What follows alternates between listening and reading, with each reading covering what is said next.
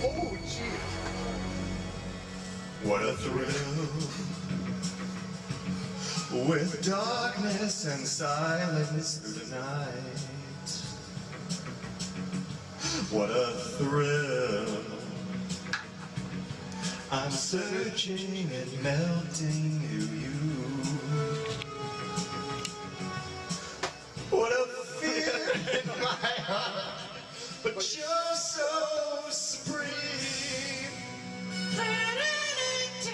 I give my life, not for honor, but for you. In my time, there'll be no one else. Crime is the way I fly to you. I'm still in a dream. Take me there. Someday you go through the rain. Someday you feed on a tree frog. There's ordeal the child to survive. For the day we see light. I give my life, not for honor, but for you. Make me in my time. There'll be no one else. Crime is the way I fly to you. I'm still in a dream of the taking. I'm still in a dream. I'm still in a dream. Stay here.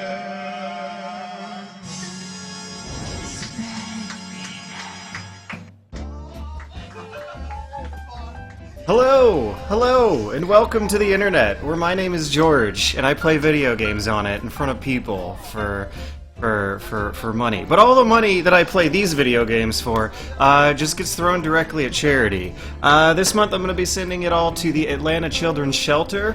What they do is fund and research and set up homeless shelters for children and families who need them in times of crisis. I pretty much feel like that's a good cause to get behind, and it's something that also reminds me of some troubles that a few kids I knew growing up along the way went through. So, any donation messages that you send above $2.50 will be read live on the air. Any revenue that I get through this from ad support, from bits, will be going to that charity as well. And I am going to attempt, over the next, couple weeks, to play through the game with no tranquilizers and no kills on European Extreme again. I've done this before a couple times. I think 5 in total? At least 4. I know I've practiced once, played it on a Let's Play, then did it again over the next couple years, but I actually don't know if I ever managed to try and make it past the Volgan on any of my successive attempts. And hey, thanks Madsen0. Let's get this party started, shall we? Let me do some newfangled video magic here. I think if I set this VLC video to just not repeat. Oh yeah. Yeah, no, it's already good on that. Hopefully nothing too weird and screwy happens when I switch the feeds over. You guys are about to see a hot mess of a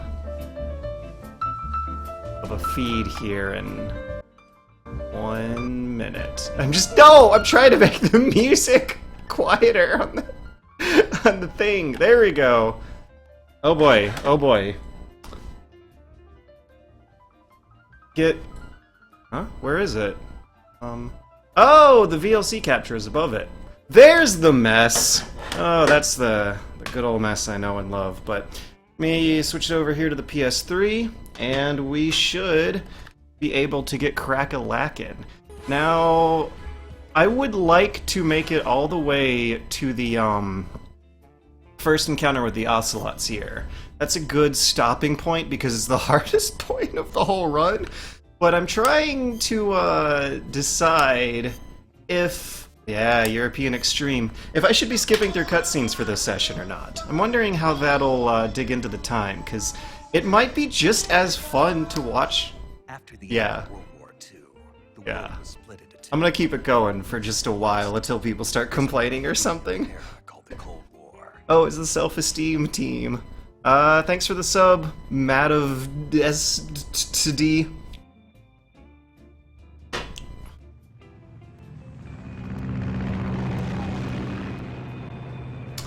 People who have seen Captain America Winter Soldier might notice a few shots very, very clearly inspired by the opening of Metal Gear Solid 3 here. I love, this, long, slow, kind of immersive build-up to, the action here. Come to think of it, none of the MGS games really start in media res, so to speak. They all Approaching Soviet airspace.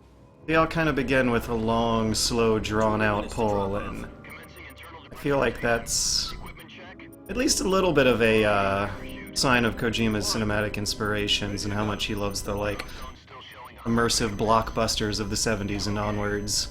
Good. We've got high visibility. There are games that will rush you into the action with a cutscene of the character beating up bad guys with moves that you're supposed to be using in the game. I'm thinking of Bayonetta, basically.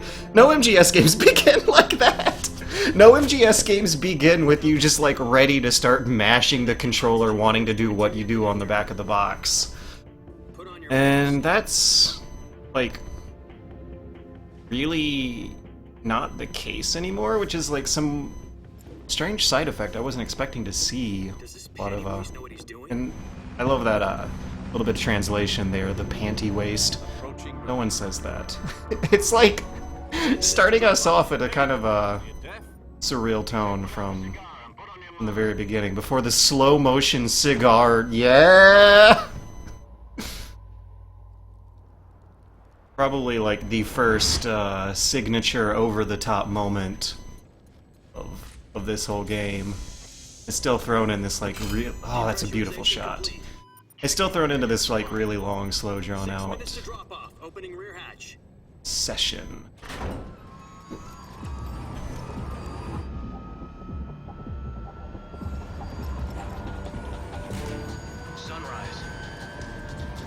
Music is going great with the pacing of the visuals. There's a little rumble of controller giving it. That's something that you could like really tell that Kojima cared a lot about, even as far back as this, is like making really, really great looking cutscenes. Metal Gear Solid Snake Eater. We can gloriously see what the text on his helmet says now that the HD versions of this are out. And also, yeah, Metal Gear Solid Snake Eater is still there. It didn't change in between shots. One for the history books. The world's first Halo jump. 10 seconds to drop off. Stand by. Status okay. All green. Prepare for drop-off. Countdown. Hey Black Obsidian, difficulty is going to be European Extreme. I'm self-imposing a challenge of not using the tranquilizer nor killing anyone during this playthrough. It might keep me going for a couple weeks. I'm going to come back to it again, hopefully tomorrow night, unless Dragon Con people want to party. And again, the Thursday following after that. But if I have weekdays where I'm not doing much, I should be spending it on this over the next week or so.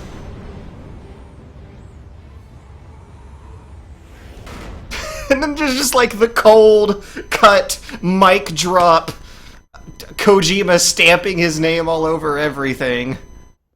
The head of the CIA has finally given us the green light for the Virtuous Mission. Virtual Mission? No, the Virtuous Mission. It's a Director of our Fox little callback to the last game right there. officially organized into a unit. Virtuous Mission. Sounds like some kind of initiation ritual. You know, don't get cocky. This isn't a training op. Right. Token Flip Guy did MGS3 Peace Walker. What was it like replaying Peace Walker? Because I know how well I'd be willing to put up with a lot of the repetition and the long, real deserts of dry time in that one. Same deal with V.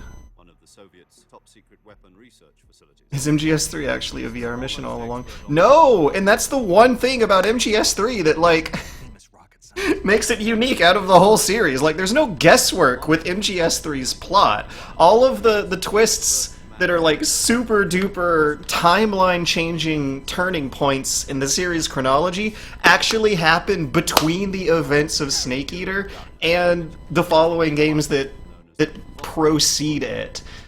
It's like the most coherent Metal Gear Solid game that they came out with since like 1991. Gagarin's flight, Sokolov left rocket development to become the head of the newly established design bureau. From a lowly technician to head of a design bureau, that's quite a success story. So why do you want to defect? It seems he'd become afraid of his own creations. Afraid? Call it a crisis of conscience. When I was in Berlin last year, I visited the Berlin Wall Museum, and they had some stories pinned up, some newspaper clippings of East Bloc defectors. One of them was a guy who strapped his family into a toilet. He dug out the plumbing underneath the bathrooms in some public facility and hid his family underneath the floors in there, in the plumbing under the toilets. And then got them up to the rooftop of the building and repelled them on a zip line across the Berlin Wall to the other side of the city. It's And it was only a week later that we had something a lot of hoops people will go through for higher wages. Crisis. October the 16th, 1962.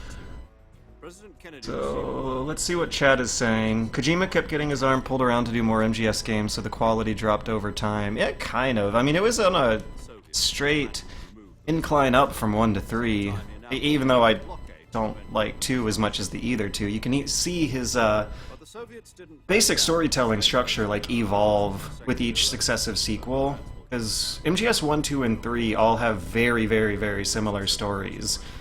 MGS 2 is a, like, meta, self-aware critique of MGS1's story, and MGS3 is just like that same, not the same MGS1 story, but a lot of the same beats and structure, just like polished. He's got like 4 more years of experience on him at the time. Like 3. He has 3 more years of experience plus the extra 3 it took since MGS1 to basically go back at an earlier story he liked doing, but with more maturity, more experience, more of an eye for the origin points of those stories that he loves, the movies that he loves, and in this event, like, the experience, the resources of his studio, and also the focus. MGS3 is very, very tightly thematically focused.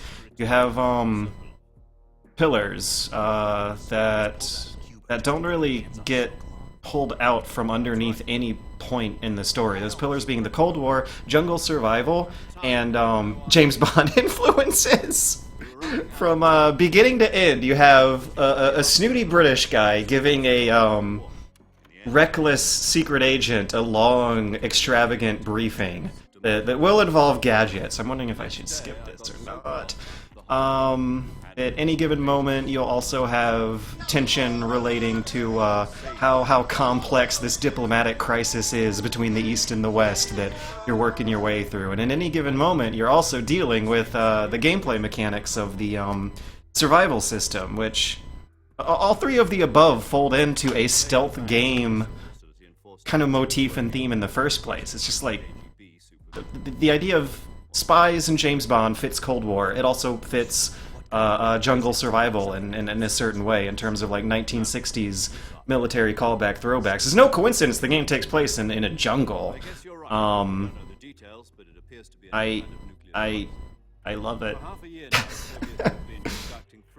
But you got this. You got these really, really long stock footage slideshow cutscenes that Kojima was trying to cut down on from 2 going forwards. 2 has these thrown in like the worst possible places. In 3, they're at least either thrown in the very beginning or the very end, and fun bits in between. Nice name for a virtuous mission. But there is no doubting that the first cutscene of MGS3 is probably the one that people find it hardest to sit through. We're here for a figure between 22 and 24 minutes, depending on what extra gags you get thrown in there, depending on what you choose. But let's see what chat is saying. Kojima kept getting his arm pulled around. Yep, I was ranting on a tangent about that last time. Oh, we're back to an engine render. It's time to pay attention. I'm going to be R-running soon. V is much less replayable than the other Metal Gear's IMO. Yeah, you just gotta grind to get story back. Feels like Kojima just wanted to make a Cold War political intrigue game and worked in Big Boss's origin. Dai Ricchetto, yes, I totally agree, but also with... Oh, here we go. Those extra asterisks pointing out the experience and the awareness that he now has at this point in his career towards his own franchise, as well as the fact that a lot of the love and affection he has for the setting of like Cold War military thriller calling back on MGS's origins are in a weird way calling back on Kojima's own origins. Like, one of the things that is one of his definitive earlier memories is his dad telling him World War II stories, and then, like, following it up with a movie. Like, he would basically hear his dad talk about how shitty and exciting at the same time it was to climb up to the rooftop of his buildings in Japan and watch the cities get bombed in World War II, and how his father came away from that whole ordeal with a anti-war but pro-soldier attitude. Basically, like, no, war sucks, we should stop doing it, but at least let's have respect for the people who gotta put up with that shit, which is a also recurring theme that you can see happening throughout these throughout every game in these series. And the 1960s setting, that's also Kojima, I think, had this game take place in the year of his birth as well, so that he could, I guess, I don't know, feel a little more at home in this sort of thing. It was probably a very elegant process, a fun game to make, and it seems like everything went smoothly. There are a lot of like wires crossing when you read those behind-the-scenes stories of like just how personal the setting and the process of making it was. Like, for example, Harry Gregson Williams. Whoa! Harry Gregson Williams didn't actually want to do another Metal Gear Solid game soundtrack. He said that for some whatever reason he was in the mood to make like jungle-inspired music with woodwind instruments and drums and stuff. And it just so happened he threw this out as like a joke at some point in a conversation, and the team at Kojima Productions was making a jungle-themed... Oh, beautiful shots coming up. Gotta give some shout-outs to the simulated shaky cam here. Not here, but yeah, if you look at the edge of the frame, you can see that they employed some kind of digital handheld effect. And when making the Fox engine, following the first 4 MGS games, I believe Kojima actually referred to a lot of the internal technical rendering features of that engine in filmic terms.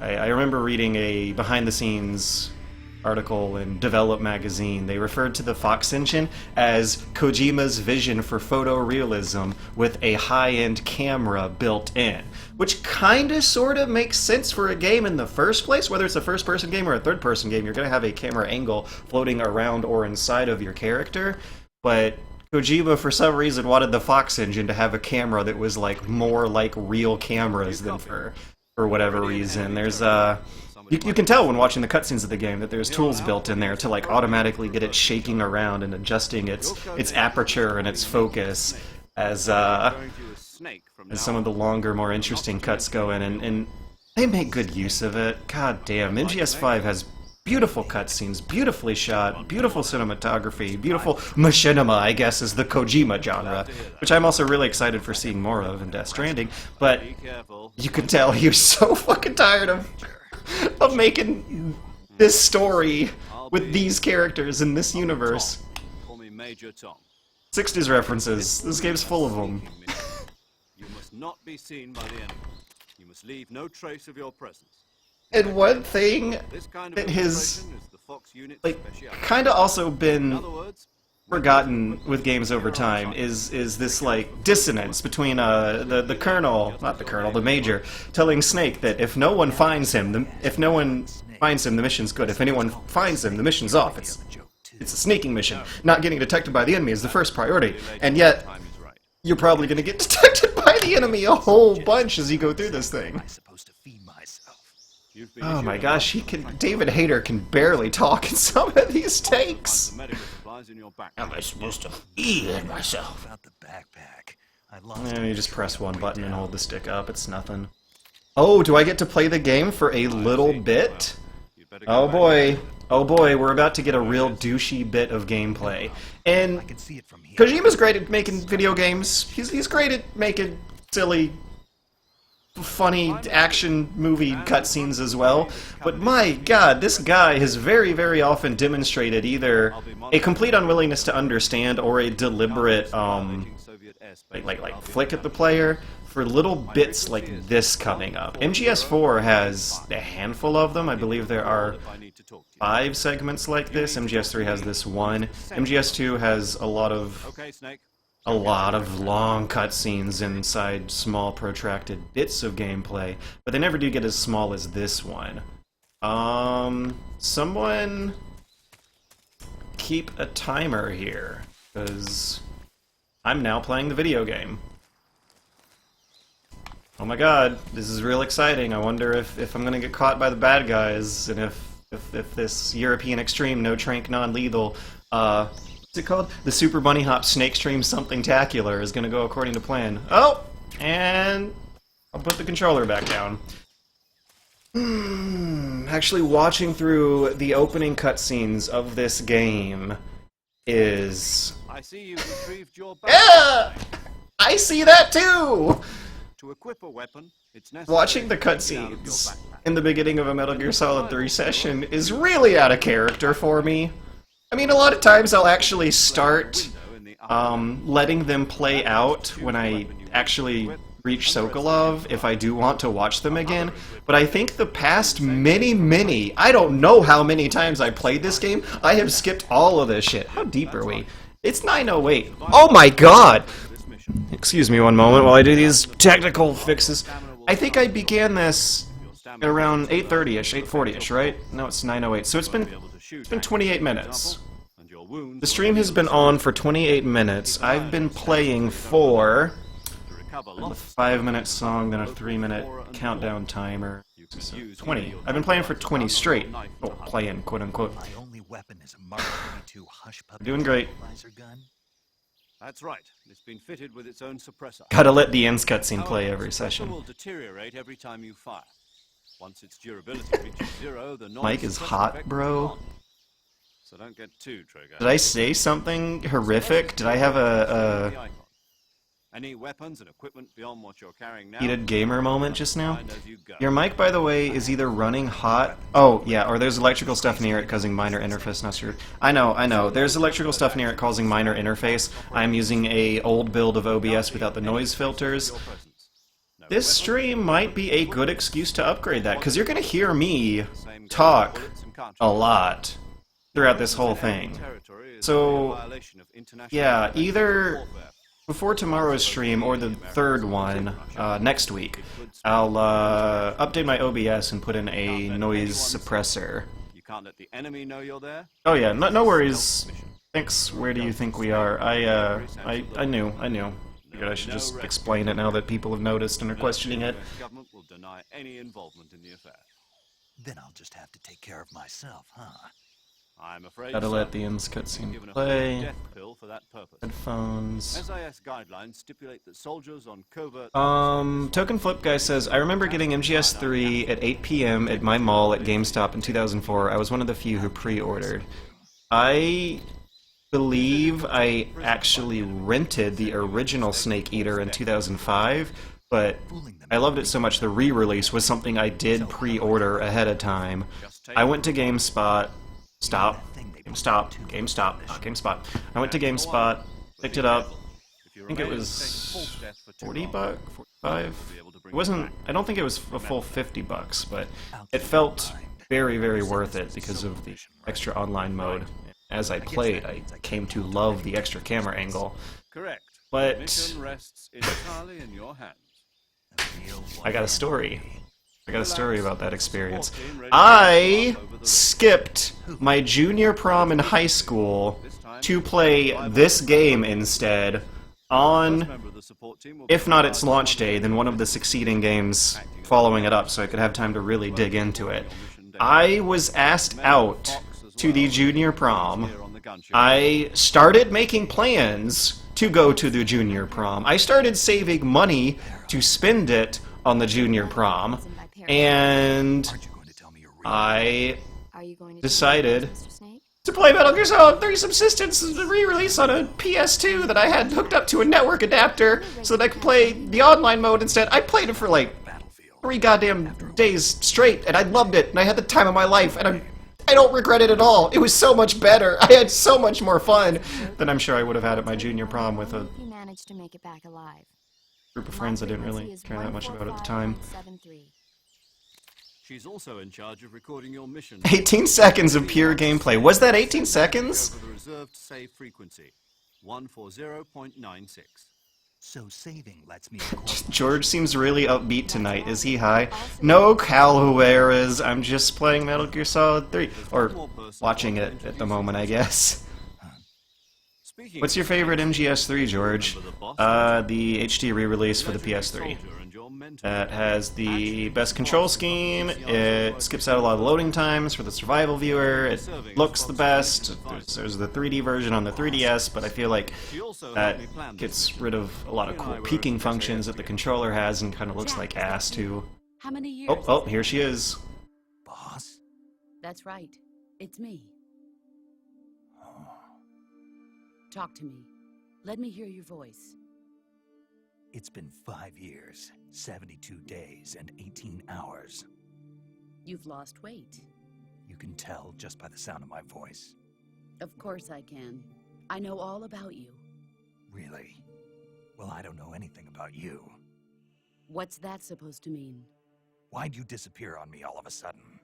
I was on a top-secret mission. You didn't need me anymore. But there were still so many things I wanted you to teach me. No, I taught you everything you needed to know about fighting techniques. I taught you all I could. The rest you needed to learn on your own. Techniques, sure. But what about how to think like a soldier? How to think like a soldier? I can't teach you that. A soldier needs to be strong in spirit, body, and technique. And the only thing you can learn from someone else is technique. In fact, technique doesn't even That's matter. very What's Japanese. most important is spirit. Spirit and body are like two sides of a single coin. They're the I same. remember I can't one of the teach times I you. played through this game, I did it with a friend who had gone to a military high school. Listen to me, Jack. I think Just because he soldiers had aren't to the get same his hair size. shaved at some point, and when he watched this, he could not believe it. He like just started cracking up laughing, and we're like, why do they let him keep his hair? And politics are a living thing. Oh no, politics are jamming themselves into our video games. Is that why you abandoned me? The changing values of the changing times are something a video game is acknowledging. I was on a top-secret mission. A soldier has to follow whatever orders he's given. It's not his place to question why. But Spring Day, Autumn Moon. Basically, it was a private school that had the 2 words military academy in its name at some point. Right and wrong have no They had to do drills in the He has no morning. enemies and no friends. Only the mission. You follow the orders you're given. That's what being a soldier is. I do whatever I have to get the job done. I don't think about politics. That's not the same thing. Sooner or later, your conscience is going to bother you. In the end, you have to choose whether you're going to live as a soldier or just another man with a gun. There's a saying in the Orient, loyalty to the end. Do you know what it means? I'd imagine it means what it sounds like, and I'm trouble figuring out. And the top brass. Hang on. I'm ready to die for them if necessary. The president and the top brass won't be there forever. Once their terms are up, others will take their place. I follow the will of the leader, no matter who's in charge. People aren't the ones who dictate the missions. Then who does? Why? People's values change over time. I mean, I know why, like, thematically from a writing process, they're setting up themes that are gonna, like, be, tackled, struggled with, and then concluded, and in a symmetrical plot later on, but it's so... When you think about the context of, like, Snake actually popping a squad out there in the jungle, like, getting a precious few seconds of microphone time with his support team who are worried about being hacked by enemy jammers. It's very strange that him and the boss have this conversation, this very long conversation. That's right. The legendary unit that the boss put together during World War II was a snake. The Cobra Unit. A group of heroes that brought the war to an end and saved the world. As long as you've got a legendary hero backing you up, you'll be fine. This dialogue is amazingly close to "We live in a society." I mean, the experience of growing up liking Metal Gear games has been the experience of gradually growing older to find out that they are both for and really only appeal to a very, very narrow series of years between, like, 13 and 19, I guess. But this is the jungle. It's still fun. It's still fun stuff. Those CQC techniques I taught you are sure to come. That's an MGS trope more than anything. Yeah, the long conversations in the middle of unopportune moments. It's front-loaded. MGS3 is very front-loaded. MGS3 actually shuts up once you beat the Ocelots. It gets really, really quiet, but it front-loads so much of this stuff that it wraps up later. The boss is communicating with us by radio from aboard a Permit-class submarine in the Arctic Ocean. My frequency is 141. Rotor222 just said, my headcanon has always been that codec calls take place outside the flow of time, and as weird as that is, yes. A childhood of playing a lot of Japanese games where time would stop because of people talking or whatever, I think has conditioned me to accept that reality. Don't forget that this is a stealth mission. We're actually playing on a difficulty mode where we can't get spotted. But. Snake, try to remember some of the basics of CQC. That face! Why? Why did he like step on something? Also, I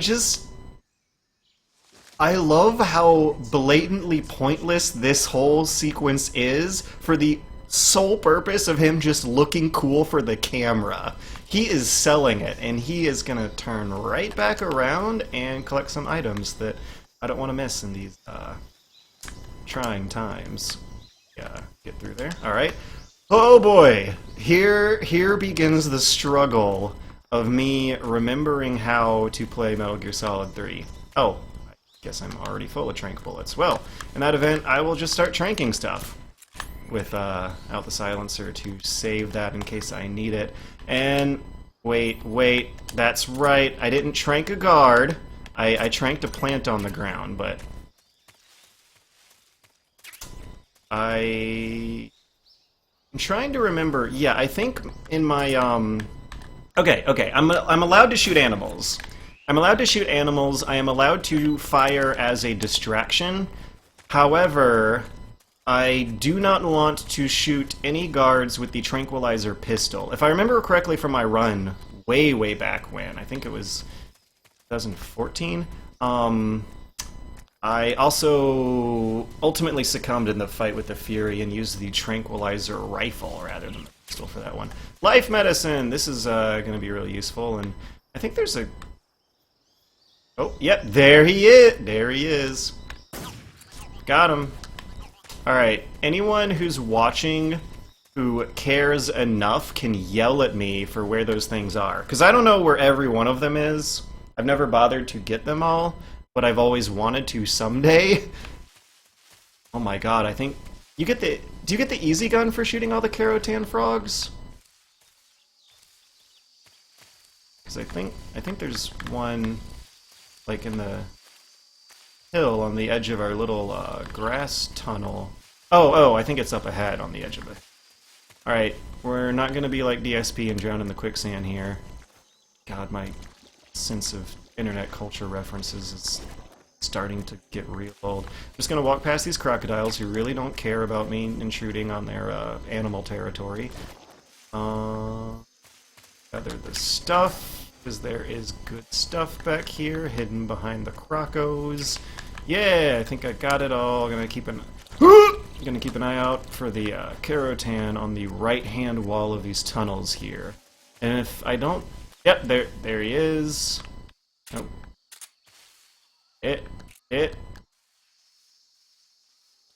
There he is. Bye.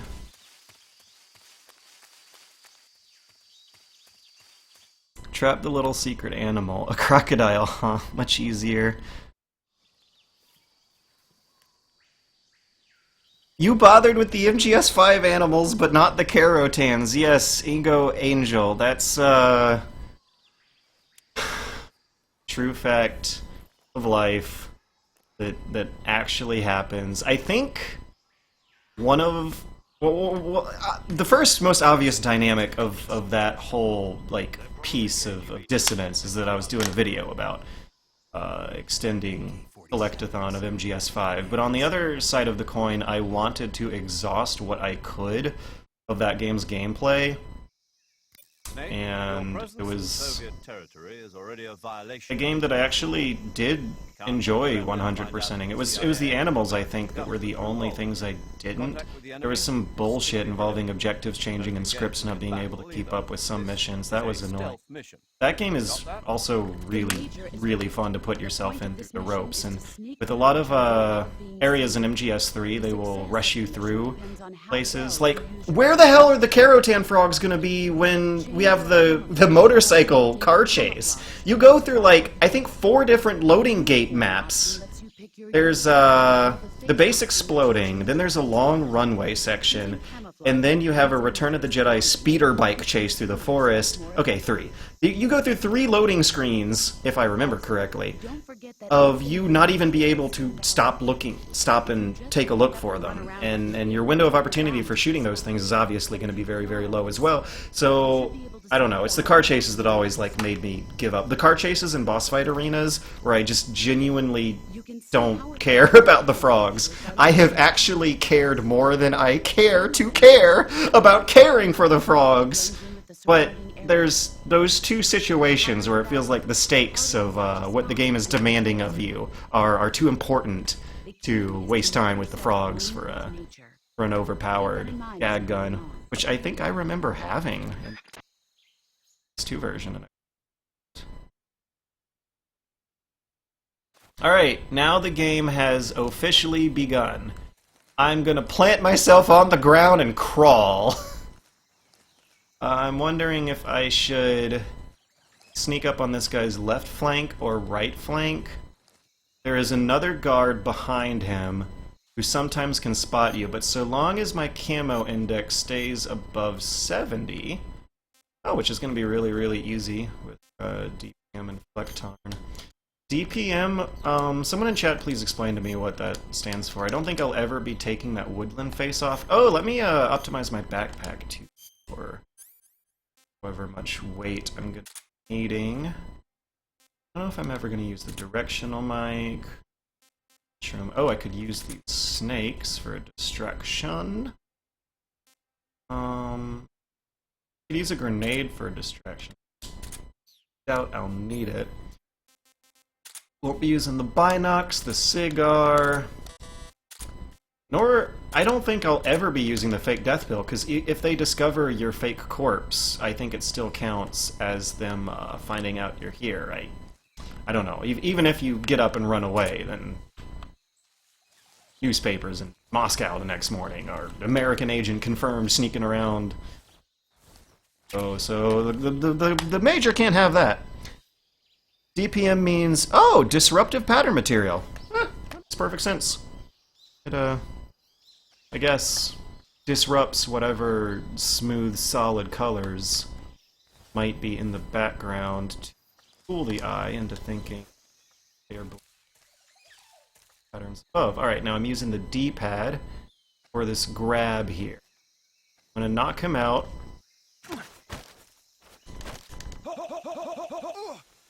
I'm gonna take whatever item he is carrying on himself, and I am going to shoot out his radio.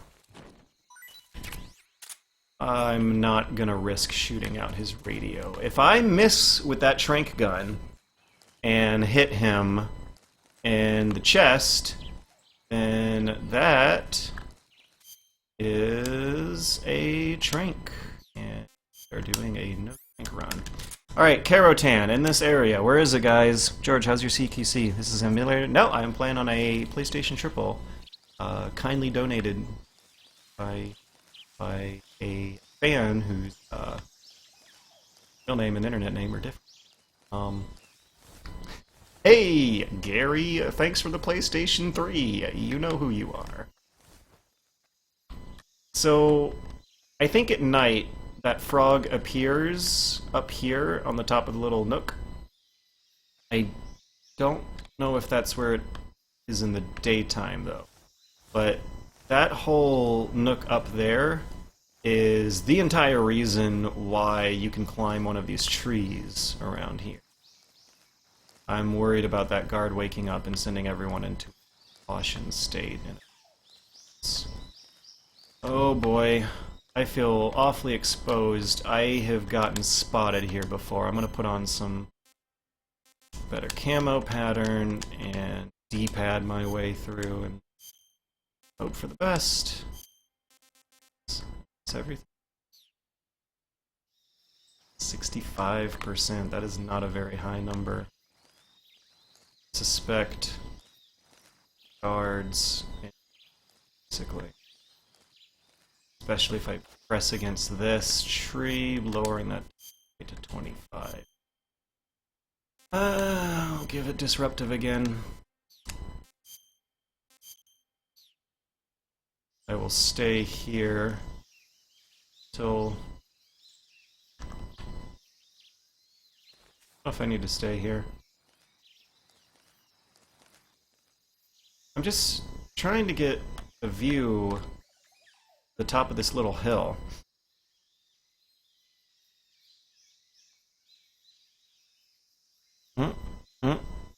If anyone knows where the frog is, up the tree on the hill, the frog boy should be there. Okay, if it's the hill, I... Ooh. Ooh. I don't know. Isn't there a guard patrolling the grass?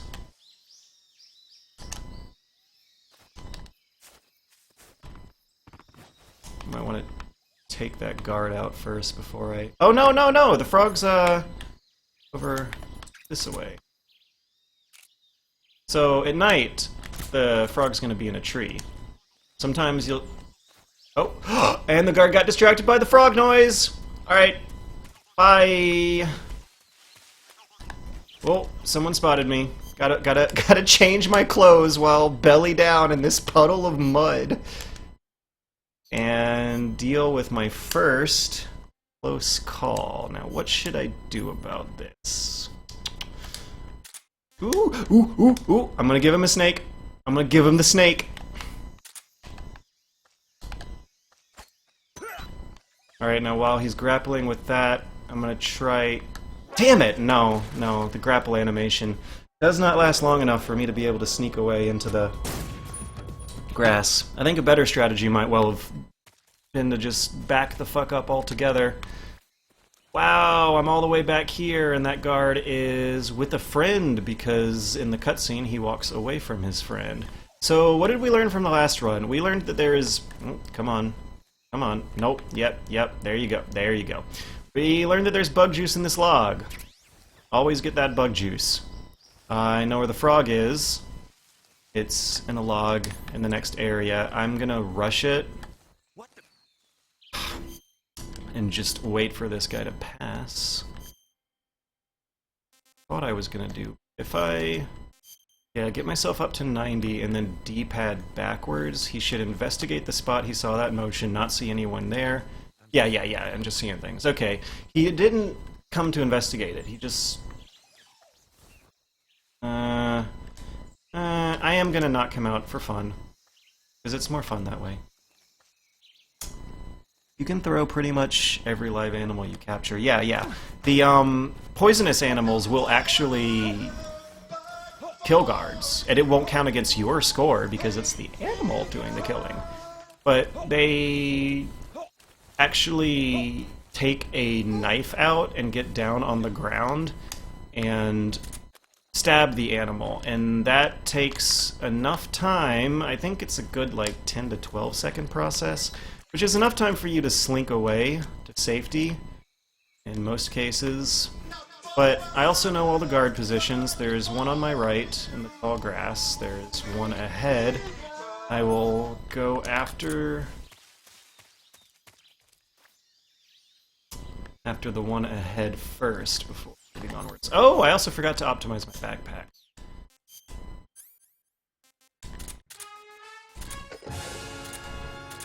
I can... I'm gonna do an experiment. On my way out of here, I'm gonna toss some food and see if they care enough to walk over to it and check it out.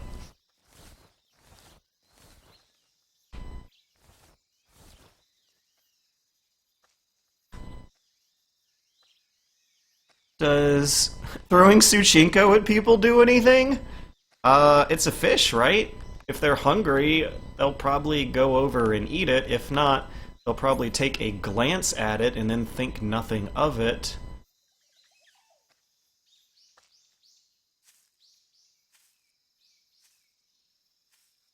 I'm wondering for how long that snake distracted the guard for. Threw it at him and got caught doing it. Wonder for how many seconds it throws them into a period of inactivity.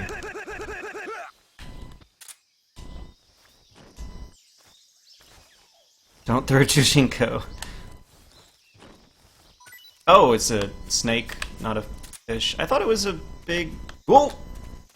Uh-oh, he's gonna find a friend. Oh, now is a good time to test food stuff. Let me get my camo as maxed out as I can make it, find a spot to hide, and then I'm gonna start throwing food. Start with the mushroom.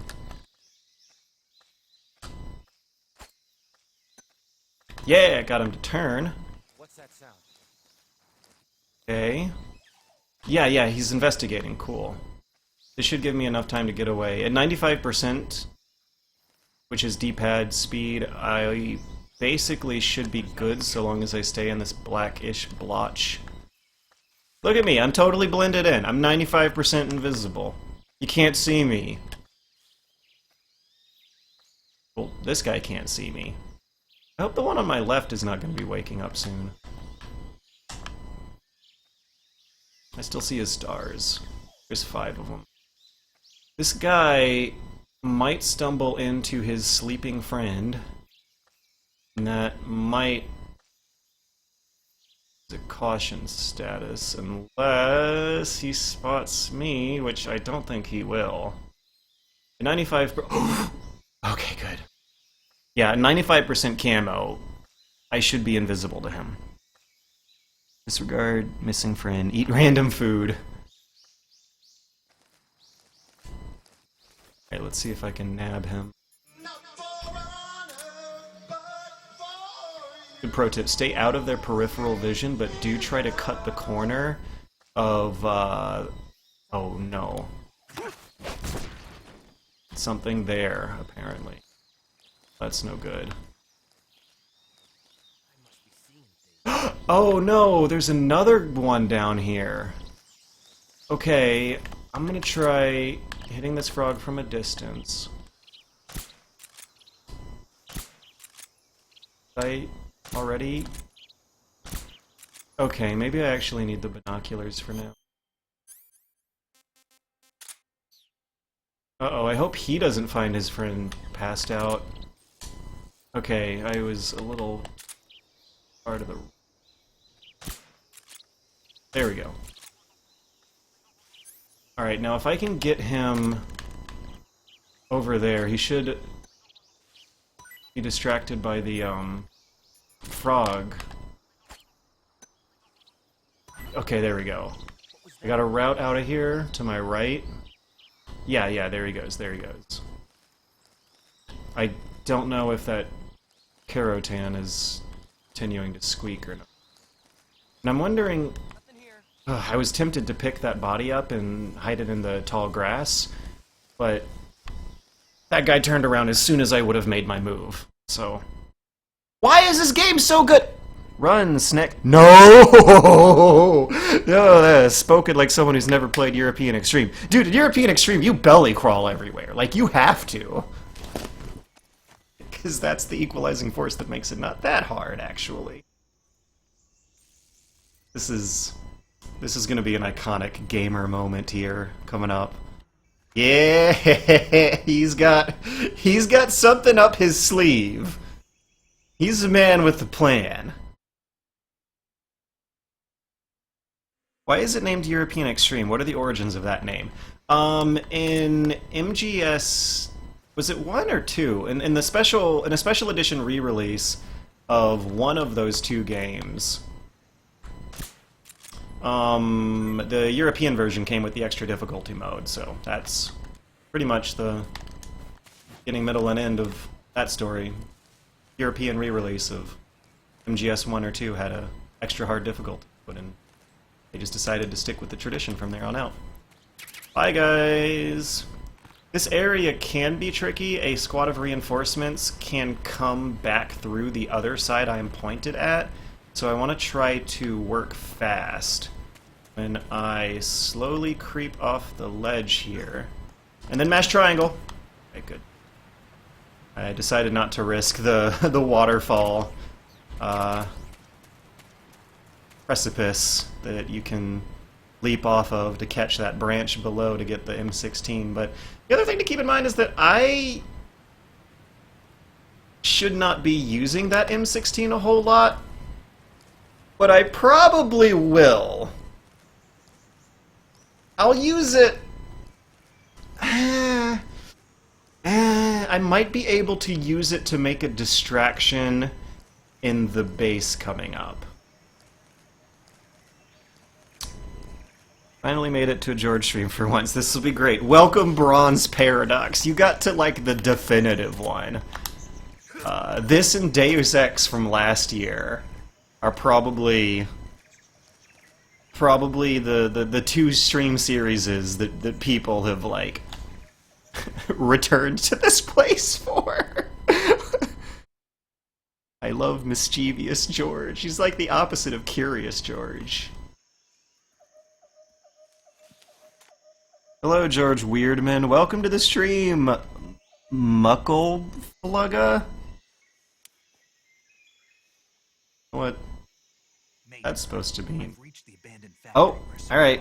We got some donation messages while this cutscene is going on. $15! Nice! Came in from Umbra Witcher from about 7 minutes ago. Umbra Witcher says, favorite game all time, and I see it's a charity stream, so here you go.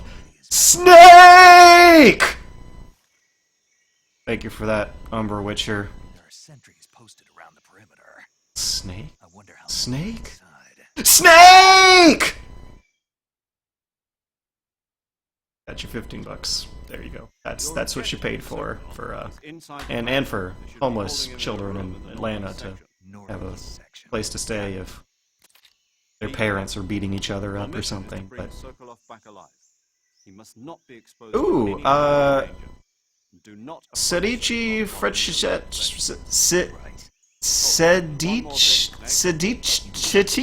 Frechefton asks, can we hear a bit from Paramedic? I miss her. I do too. Let's see what she has to say. I don't really know a lot of their lines from the Virtuous Mission. Yes. Understood. Beginning my approach to the target.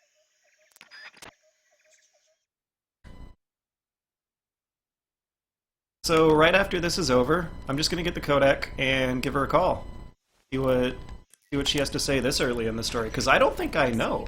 Oh no, she's just doing the routines. Baltic hornets are a variety of Fun hornets that facts. inhabit that Fun area. facts about Baltic hornets. The difference between them and other hornets is that they produce honey in their nests. Inside the nests are larvae, pupa, and adults. You can Pupa. eat them all. You. In particular, the honey you find inside the nest is delicious and full of nutrients. It's easy to digest and helps pep you up when you're feeling tired. In short, it's the perfect survival food. Honey can also be used as a burn ointment. When honey is applied to a burn, it creates a protective coating over the skin. When you knock down a hornet's nest, a burn ointment will appear along with it, so don't forget to pick it up. Of course, the hornets aren't going to give up their nest without a fight. If you knock a nest down, a large swarm of hornets will come flying out, so be careful.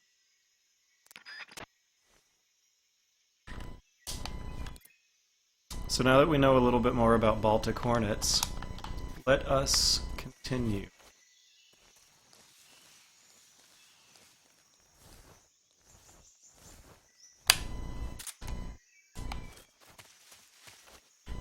Fun fact, this is one of the only surfaces in the game where brick camo is actually a good idea. And it's really never going to be a good idea, because as soon as you stick off of that wall, you lose a lot of its points. But yeah, you might think about using this this wall like some kind of staging base for sniping these guys or memorizing their spawn patrol patterns or whatnot. But as soon as you press off of it, you're down to -20. You're gonna get spotted. Oh my god, I'm almost worried that that guy up there, the sniper by the barrel, I don't know, at -20, I feel like he should just be straight wall hacking me through the wall. Like, he should... At -20, like, I should start getting spotted through solid objects. Alright, now we're safe to make the approach. Oh, and anyone who knows where the Carotan is in this area can feel free to shout it out. Although I think I have this one memorized. I can't do any drastic moves in view of that guy posted above, but the Carotan frog is underneath him. So I'm gonna be moving up into his line of sight here regardless. So let's see if I can max out that camo. 90% size, which is really nice actually. Yeah, if I stand still, it's 90. Alright. I've made it to the back end here. I don't know if it's worth the trouble knocking this guy in front of me out. I think sniper person can hear the usually can hear the punches in the struggle. So I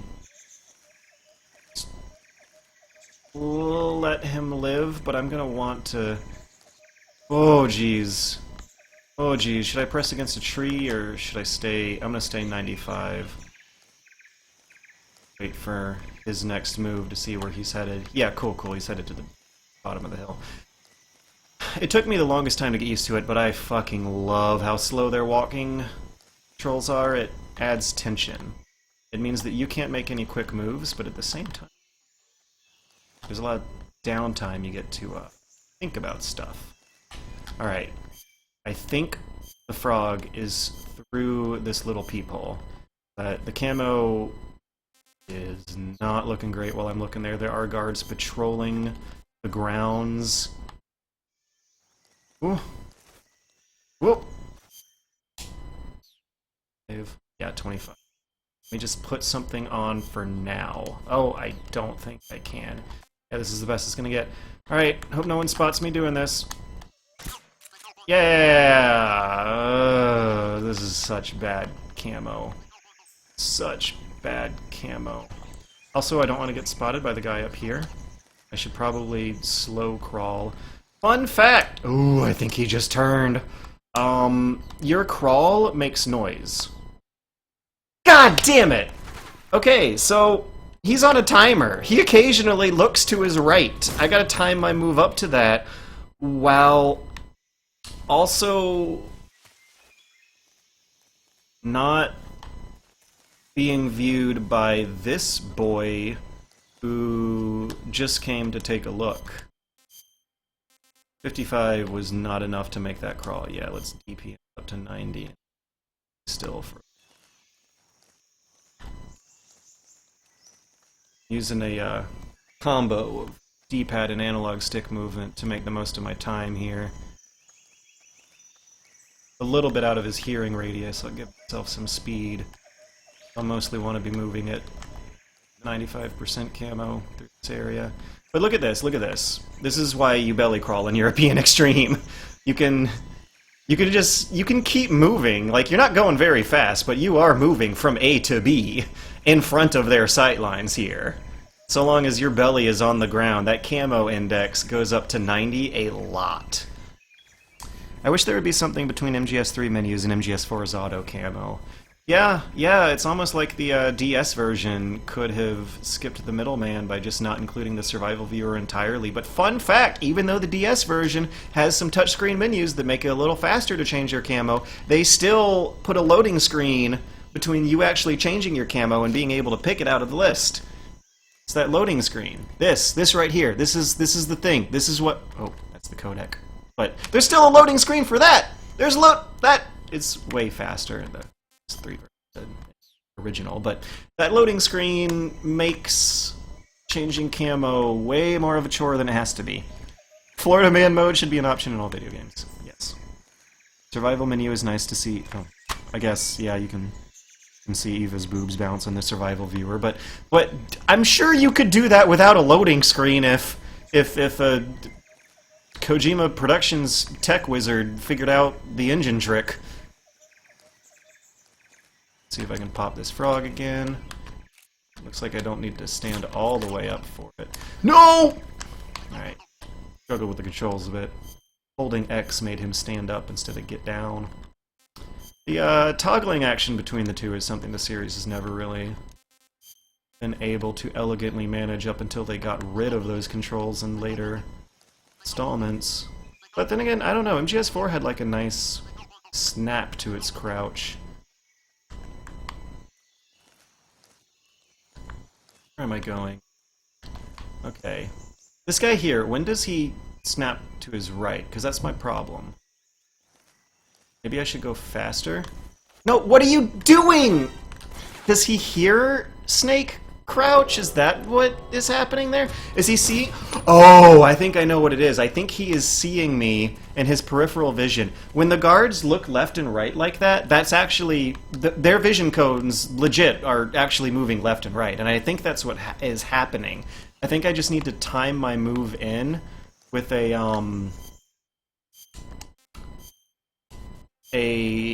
glance he takes, a scan more like, he takes to his right, my left, stage left is when I will move to his... He's glancing stage left, I will move stage right. If a snake crouches in the forest, does a guard hear it? Apparently! Florida Grandpa.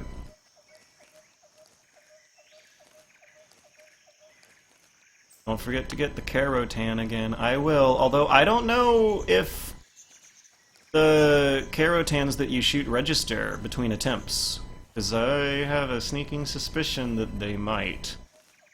I don't know if I need to do this every time, but I guess I will out of diligence. And this guard is about to walk back, and my camo on that factory floor is so bad that I'm just gonna stay here and read chat while waiting on him. I'll keep the camera angle on him, and when he goes away, I'll get back to it. So, what do we got? Don't forget to get the Carotan. Oh yeah, we're playing on EE. Second account. It is totally European Extreme, except I'm not allowing myself to trank any of these guys. Do more critical thinking videos. I try. Why are you hitting the Keratins? Don't you already have them all? They give you the easy gun, which is something I don't know. I'm just curious as to where the Kerotan frogs are. I don't think I'm going to replay MGS3 just for the sake of seeing what playing it with the easy gun is like. Because the game is so much more fun when you're making it harder on yourself. Alright, see that? He's looking to his right. Alright, now he's moving over. He's looking to his left. I'm gonna try to get some... Okay, I can get a little bit of a better camo. Okay, cool, cool. 45. 50, 50, good.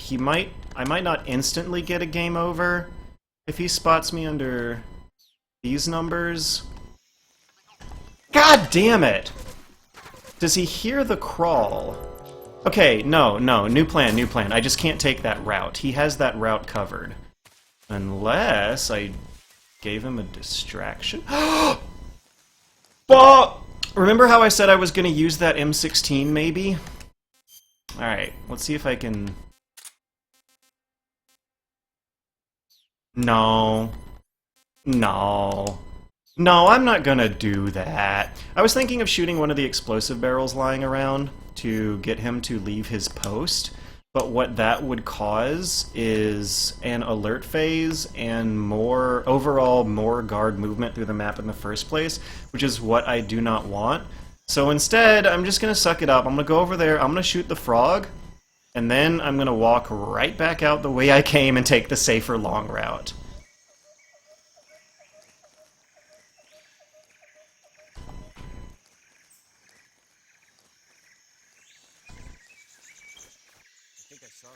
Oh, Sniper might actually leave his post for that.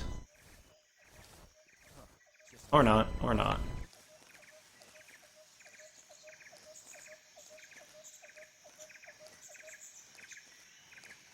So, can you throw magazines in this game? That might work. Ah! Good point. Alright, here we go! Wait! That's what I can use the M16 for!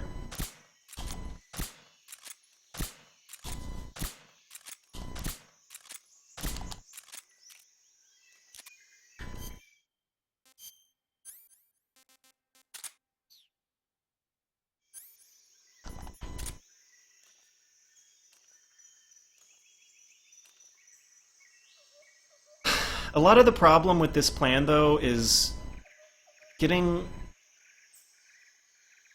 It's deciding if it's even worth it sneaking straight through the factory.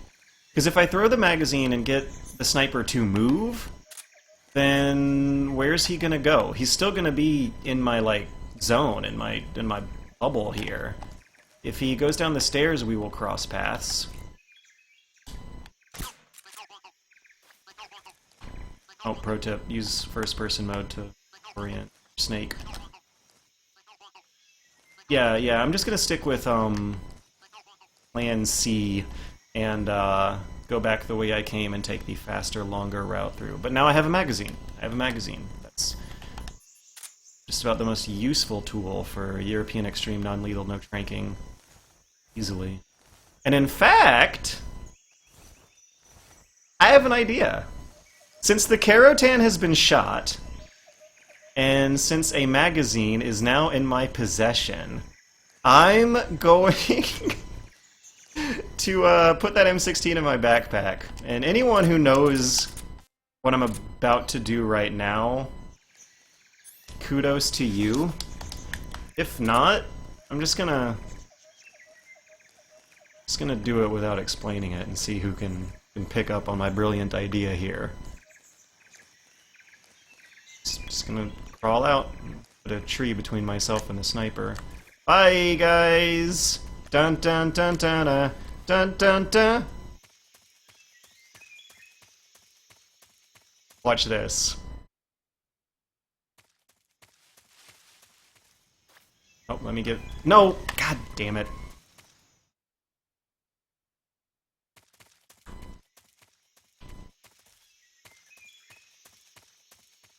Alright, I need to get into a little bit of a hidden spot. I was hoping that grasses here. No! Okay, if you tickle the grasses, then you go to Rassvet. I was gonna see if I could just, like, put my foot in a blade of grass at, like, the edge of the patch there, and max out my camo while I do this. But maybe I can do it in the dirt. I can almost do it in the dirt. Let's see. Yeah, Desert Tiger apparently will get me there. Alright. George's stupid plan of the night, number 1.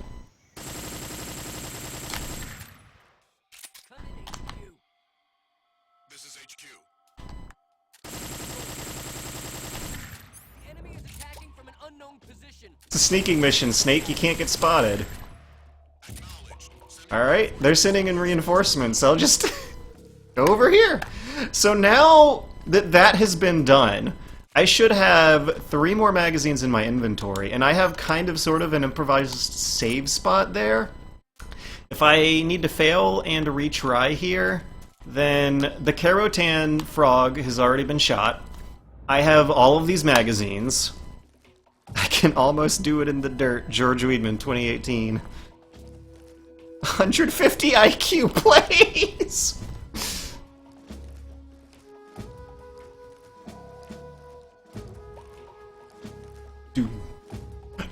Do. So this is, like, I think my proudest observational from the critical close-up, but for those who don't know, this Caution music track takes a lot of cues from the Mission Impossible theme song. You can kind of sort of hear it as a slowed down, like dun dun dun dun dun dun dun dun dun dun dun dun dun dun dun dun. No, it's not just me. I mean, I don't know if the author saw my video before writing this, but I read a Eurogamer MGS3 retrospective where they mentioned how the Caution theme sounds like Mission Impossible, and I was just like, I did that.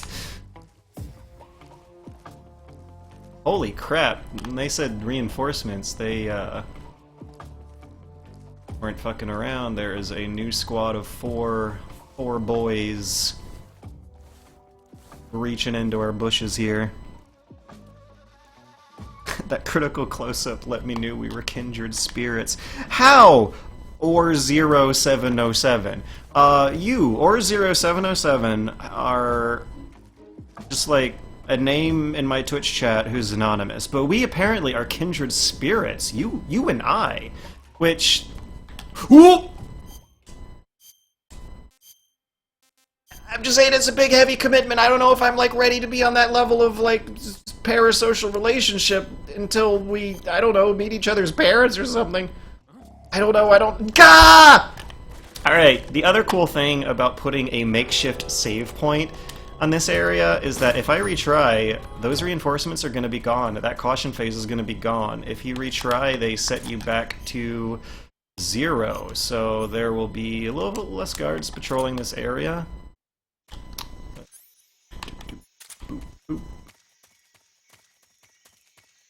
Before I make my way across the midsection, I will... No, I'll just stick to grass. I could put on, grassy camo, or sneak through the grass to stay at 90%. You can't CQC them? I mean, I could. Be a very long, elaborate, and extremely risky process. But I can get away with that now better than I could previously, because now there's a Caution phase, and Caution phase, I think every successive phase of the alert phase extends their visibility and your maximum allowed ammo index. But now I can CQC them way easier than I could before. If I CQC'd this guy, I'd get spotted by the sniper. If I CQC'd guy on the left of the sniper, I'd get spotted by the sniper. That sniper is very, very deliberately placed to keep you from doing exactly that. Although, I wonder if this guy is inching himself close and... Oh, come on! I did not tell you to get up, Snake! Metal Gear Solid 3's controls are a little bit better in the 3D version. The 3D version takes away some very, very cool peeking functionality this. But at the same time, it also does a way better job of determining when Snake should be crouched and when he shouldn't. What just happened just then was that I hit some triangle on the ground that got him to kneel. I did not see it. It blended into the textures, but tough luck. I had Tiger 90, but as soon as I cross over into textures, yeah, there we go, 55. I'm going to put that on something higher, and then just keep casually walking past these guards.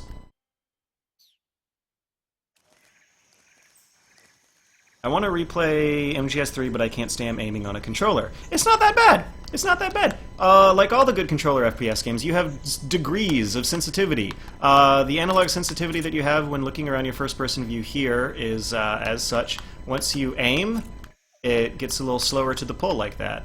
And you can just ever so delicately, like, tickle the stick to make little fine movements like that. And shooting is something that happens so very... not... that you can perfectly enjoy the game without being able to aim guns on an analog stick control. I mean, it's a sneaking game. Okay, so what did we learn from that lesson? Don't actually try to CQC guys if I don't have a very clear, very secluded, very flat and smooth route to them. I just auto-knelt again on a triangle jutting out from the ground's geometry, but at least that time I did it from the relative safety of a guard's back being turned. Alright, got here. Guy in front of me, I'm gonna wait for him to pass again. At 55%, I cannot safely stay put. I have to put some hard cover between me and the guy in front while worrying about the guy on my left suddenly turning around and spotting me from this distance. I'm tempted to make my move straight ahead. I'm real tempted. I'm going for it. I'm gonna try to get into the basement. Ooh! No, this isn't... I'm getting greedy. I'm getting greedy. Oh, I might be okay? Yeah, I'm okay. I'm okay. I can just relax for a second. I fucking love this game! It has such tension! It has such pacing! Such deliberate, beautiful, fucking sublime second-to-second mental and physical and visual thought processes that are beautifully flying into this flowchart of perfected-ass stealth thought. You just have to deal with a character that doesn't know if he wants to be belly crawling or kneeling, depending on what I am sure are very unintentional quirks from the level designer. And oh man, 35, don't turn around. I don't know if I want to go in there. I don't know if I want to go in the maze just yet. Yeah, here I go. I'm going through the basement. I'm gonna come out the other side. I'm gonna have a cardboard box, I think, soon if I don't fuck this up. And I might be able to make a clean break for Sokolov at that point. But, if I get spotted here, that's gonna be a real annoying process to work my way back from. There are guards everywhere. This game top-loads not just its cutscenes, but its difficulty. These are certainly not the hardest areas in the game, but for the moment they come up in your progression curve, they are surprisingly difficult for being this early. And then in about 20 to an hour, I mean, let's be honest, depending on how well I do, the Ocelots come. Okay, good. The Ocelots come into play, and that is, I believe, the hardest encounter in the entire game, and it happens at like the end of the first act. Oh boy, he's coming back this way. Don't spot me through the slot. Okay, I'm gonna have to plant myself on some surface and just hope for the best. That's gonna have to be the ground. Oh, I got woodland to DPM, okay. 30%, ugh. Maybe I can throw a distraction, just have to be real quick and snappy, which is the physiological twitch challenge of this thing. There's strategy, there's patience, there is also sometimes... Ugh. No! I'm gonna throw a magazine at a wall. God! Alright. Alright. How can I catch us up? Maybe... No, I'm trying to think of different routes to Sokolov, and I still think that one that I was working on was the best. I just need to be a lot more patient and decisive with my movements. Okay, so here we go. We got the sniper in front. I'm gonna be hitting this dirt. Lowered to 55. I'll put on something better. 80, 90, good. Alright, we got another guard in the middle here who is going to get uncomfortably close to that tall grass, which might be something I could utilize for myself to save myself some time. A fatal mistake, yeah. He hid behind a box instead of inside one. True, true. Pull a Hotline Miami and just kill them all as quickly as possible without getting noticed. I could! But if I did, I would retry the area and not have that count on my official score record. Because there are few thrills as pure and magical and wonderful as what I felt when I finished up my EE non-lethal no-trank run last time and saw that it actually registered a kill count of 0. For as much trouble as Snake gets himself in this plot, he can make it in and out of these things. Well... harming nobody. I'm gonna try to make it to the grass, save myself. Phew!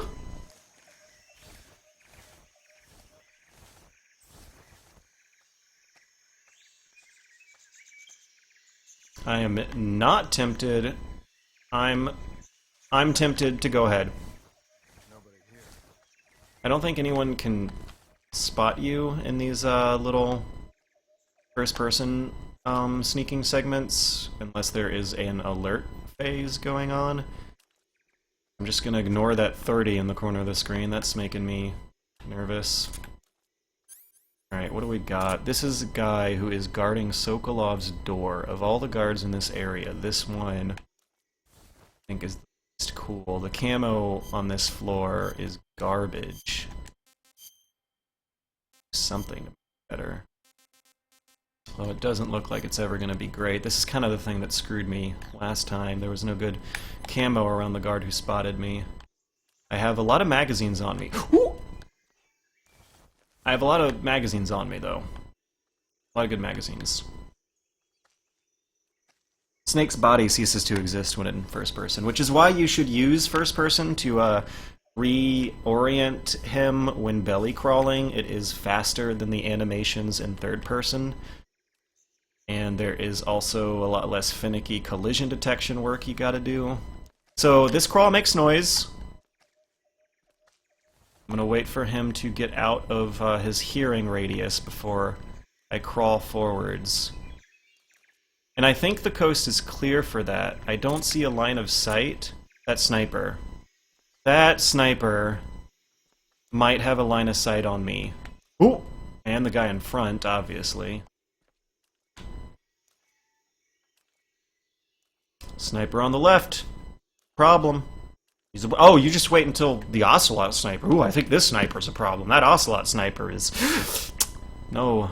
Oh, no, no laughing, funny business. Alright, is there anyone who could spot me from behind? Yeah, here goes.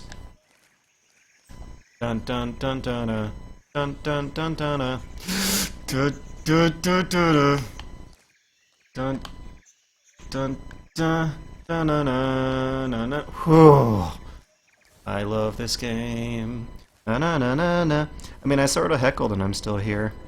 Hi, smartash. Sounds like Hitman with the accident kills. I don't think I found the box in this game. Cat Yam HD. I am very, very close to a box.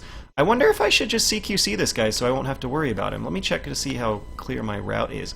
Yes. Yes, I should. No. Gah!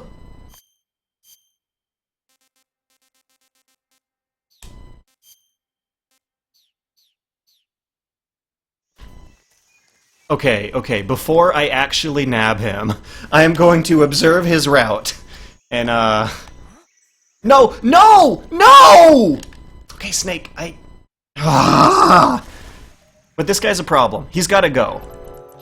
He has this choke point that is like my one safe route of retreat if a guard comes looking for me when I'm making the approach to Sokolov. I want to get down there in that basement to safety should that happen, and I don't want to do it with a guard patrolling that.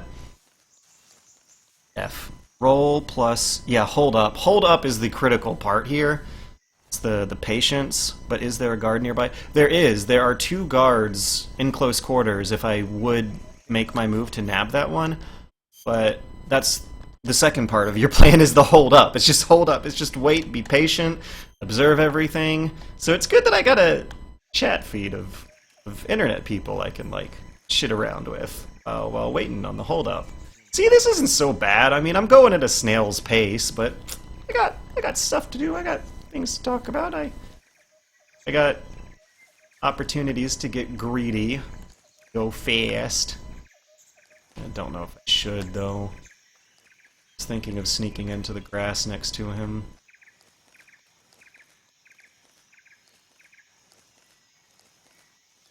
Yeah. Ooh, I just walked onto a new patch of grass with a different color. I'm gonna actually back... there we go. Phew. Alright.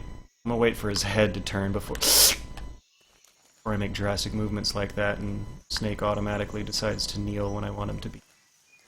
There he does it. Look, that's that there. There's the polygon. You can see the edge at the bottom of the screen. Yeah, if you want to play European Extreme MGS3, mind that triangle. Alright, now I make my move here. Maybe I should start using my magazines when I get to the next guard. Oh, thanks for the cheers, Toxic Atomic. Funny Boy consults his internet sons to defeat Russia by crawling into... what? Ah! The lamp behind George's head makes him look like a lunatic. Okay. Okay, maybe we can fix that. Alright, is this better or worse? I think I'm too close to him to crawl without him here. Okay, I'm gonna make my crawl now. I'm worried about the guy directly in front of me, but there's a solid wall between me and his sight line, and it looks like that is... ooh, who thinks they saw something? Because you are someone I should make a mental note of and keep... I heard him on my right. Your camo index just jumped to 20%. Oh my god! Unless you can... I look like even more of a lunatic! That's awful! Dark George enters the fray. Maybe I just, like, need it at a middle ground, but now there's a glare on the screen. Whatever, I can still... there you go. Now there's no glare on the screen. Alright, is this better or worse? Now that you know there's a lamp on my right, where? Twitch chat, audience interaction, vote with your phones, send me charity donations for suggestions of where I should put that lamp. And also... welcome back. It's time to stay on my belly and hold the fuck up. There is a guard on top of me, and there is a guard in front of me, and I should closely examine both of their routes for a safe moment where I can nab one of them, hide the body, and then nab the other one, hide the body, and then I should have a fairly safe-ish route. Rescue the boy. And this guy's route is nothing. It's tiny. It's incredibly small. Are those? Oh no, those aren't heals. They just have a heal. You need a full 3-point lighting setup with rim lighting and soft focus so your streams look like old Hollywood. Okay. The camera is peering over these walls, There is a guard who has a patrol route back there. And I worry about him spotting me through that tiny little peephole, but I just realized I could use that tiny little peephole for my own advantage. No! Who was that? It was nothing! No one's here! You just... No one here. That's right! Man, he's kicking up a lot of dust with those tiny little footsteps. Hey. Maybe this is when I should nab him, because he's not in view of the peephole. So far as I can tell, there's no guard behind him, but what about behind me? Yeah, again, the coast seems... sightlines seem clear. Alright, well that's going to be my moment. I'm going to wait for him to be on my right again, and I'm going to catch up with chat. It was just the wind. Everything is fine. What was that noise? Nothing is broken. No one here after all. I can't see if that light is any good, though. Do you actually plan on not even eliminating the guards? Wow. Oh, yeah, George Salonik is finally picking up on, like, my plan.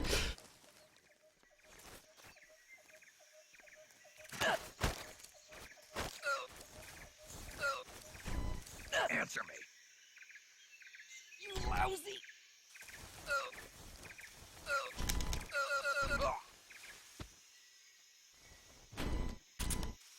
Okay. Yeah, there's a George in the chat who's finally picking up on my gimmick here. Okay. This people! I never knew this is what you're supposed to use it for. I've always been worried about getting spotted by that guy from the peephole, but it looks like it's too high for him to use if I'm on the ground. He might be able to mutually spot me through it, but now I know that the route behind him is clear. Okay, cardboard box, cardboard box, cardboard box. Life medicine, cardboard box, cardboard box. Cardboard box, isn't it around here?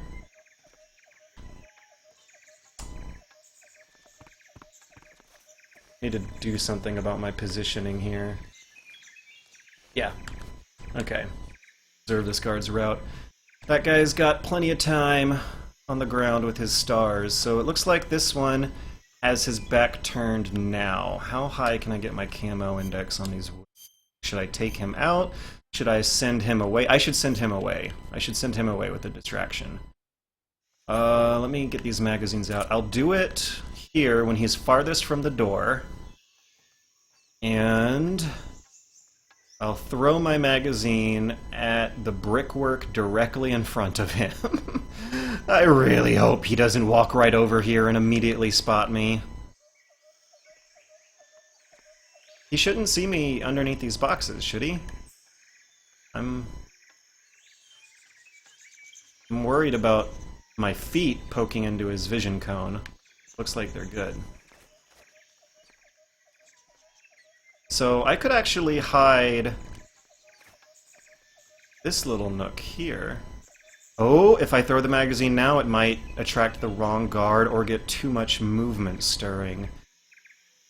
How's, I hope that, the guy I knocked out is still nice and sleepy.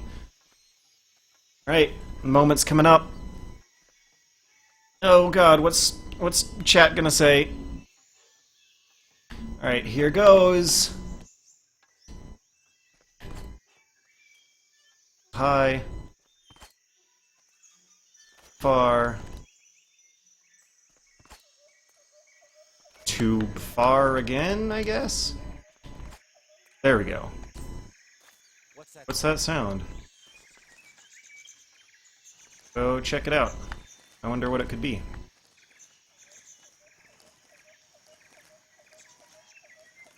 Alright, the cardboard box might be a, Operation Snake Eater thing.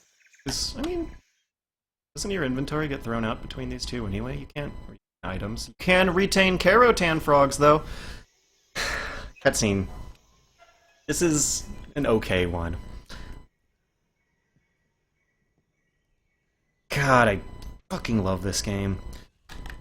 I almost like how difficult these early sections are, because that makes replays instantly interesting. There are good vertical slice areas very early on in the game that can allow you to throw some tricks around without having to build up to it over the course of half a story.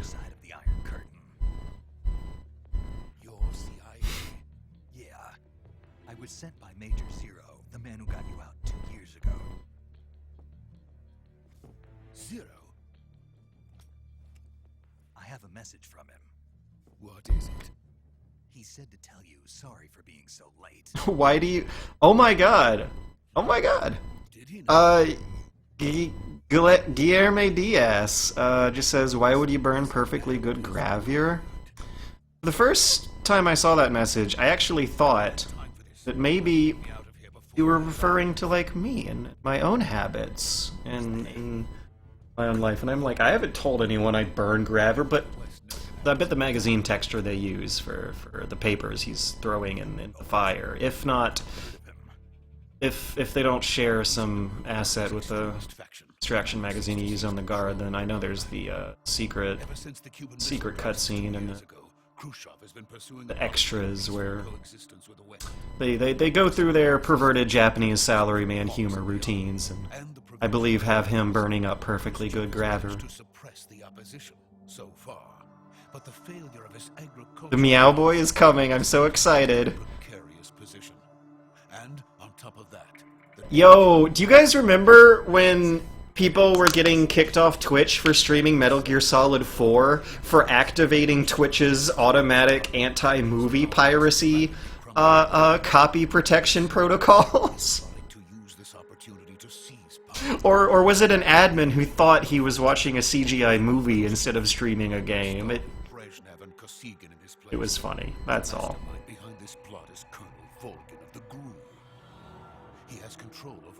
Yeah, it was a mod, Colonel is the highest rank in this world. Come to think of it, I don't know, are there any big generals in the Metal Gear Solid universe? There's a big president. I don't know if there's a good, if there's any big supreme commanders or 5-star generals, or, like who's in charge of, like, long-term military strategy here in this universe, besides George Sears? Going to make their move during the test. Then the soldiers outside. Remember when you watched a see-through Witcher TV show? I remember I, like, panicked. There was full frontal nudity in the Witcher TV show, and in Polish TVs. I guess they just don't care, but there was like 4 whole frames of Witcher's hot girlfriend just showing it all off out of a skinny dip in the lake, and I made it. I didn't get banned from Twitch for that. I'm sure of it. You must get me out of here before then. President is a low rank. That's why everyone talks down to him in MGS2. Right. I guess because the Patriots and the JD satellite AI and the nanomachines and the Wolbachia are actually the high-ranking long-term strategists of this world. Is that so? America is truly a frightening country. 4 frames at 30 FPS is like... a tenth of a second! It was a lot of nudity! Oh yeah, Jim Houseman, the Secretary of Defense. He does show up, but I feel like that beautiful Jim Houseman, oh no, the chain of command is getting usurped and bullshit politicians are like using loopholes to mess up the mission, is like totally more of a Jeremy Blaustein arc than a Kojima one. The dialogue during that confrontation between Jim Houseman and Snake is like, the English in it is so much more on par than the rest of the game, and the whole concept of like being familiar with political and economic positions like that is something Americans are probably going to be more familiar. Yeah, Americans more familiar than any other nationality by default. Of course, there's nothing stopping Kojima from learning about this stuff, but one of the most obvious quirks about these games is that it's coming from someone who really, really loves action movies, but not so much is like an expert on the military lifestyle itself as presented within, even as seriously as it takes itself. They had a consultant for MGS2. They had a tactician, I think from the JDF, who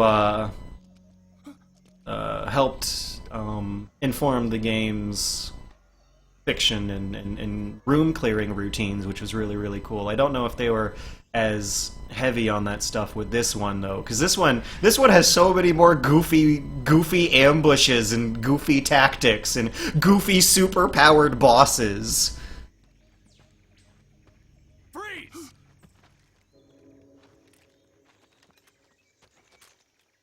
But this shot right here feels super MGS2 to me. The choreography and the dance routines they learned from that military consultant, you can kind of see some of that still bleeding out in this game, even though they do seem to care less for military realism in this installment. We meet at last. Okay, pay attention to the music. Fucking, the music is so good. The kind of like spaghetti western motif. The spurs.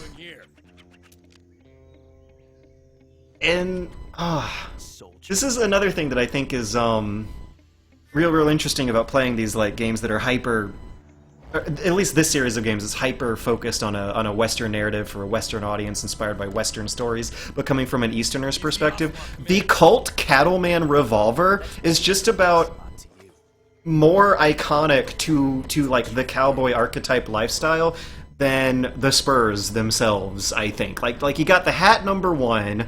I guess what I'm trying to say is it's silly that a Russian like young adult who's really into cowboy movies would pick the spurs first before buying a hat or a like 100-year-old revolver.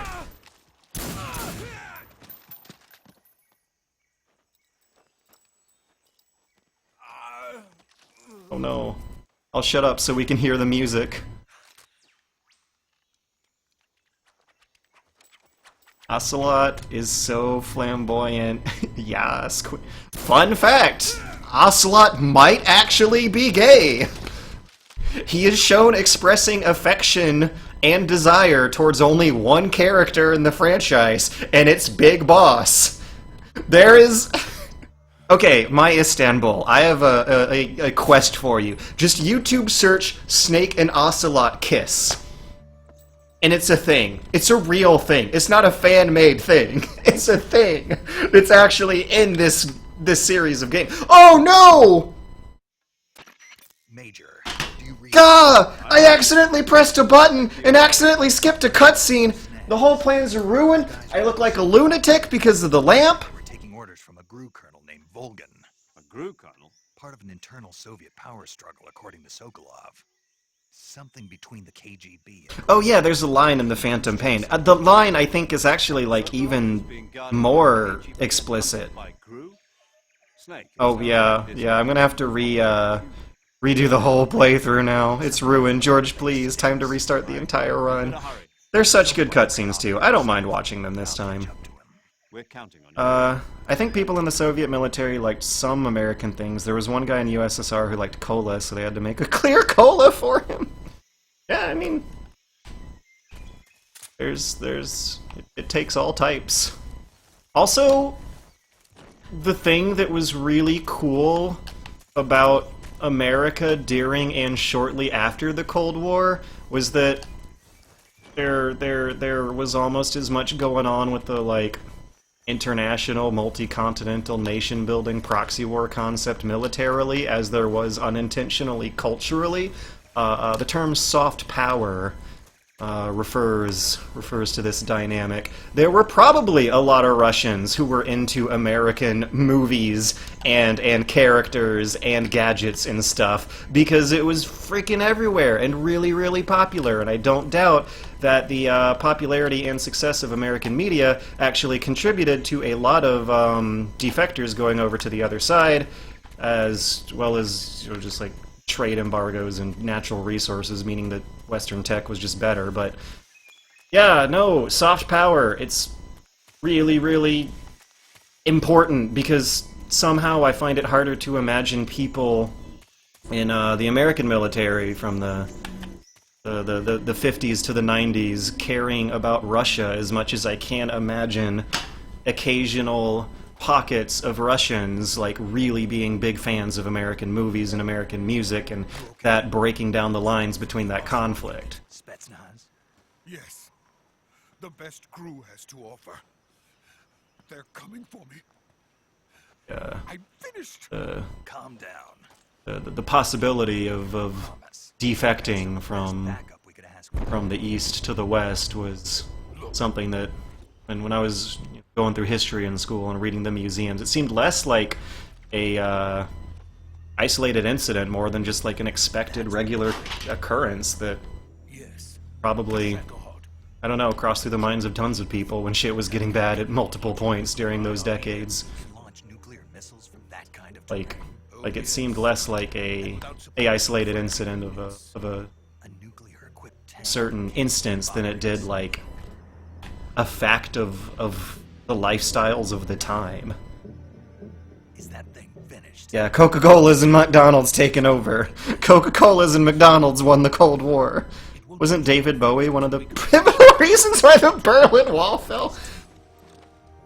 There's a few pivotal reasons. Number one was, I think the order to tear it down was actually a mistake that was misinterpreted by guards and a chain of command and bureaucrats who actually wanted to tear it down anyway, because East Germany was the de facto picture-perfect puppet state maintained by a group of...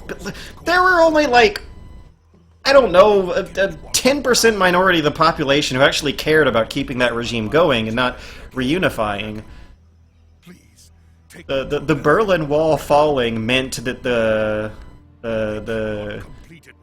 division between the two Germanys was over, because more or less once the sledgehammers started hitting the concrete, they I think knew that there weren't a lot of police on the other side who were going to stay police for very long.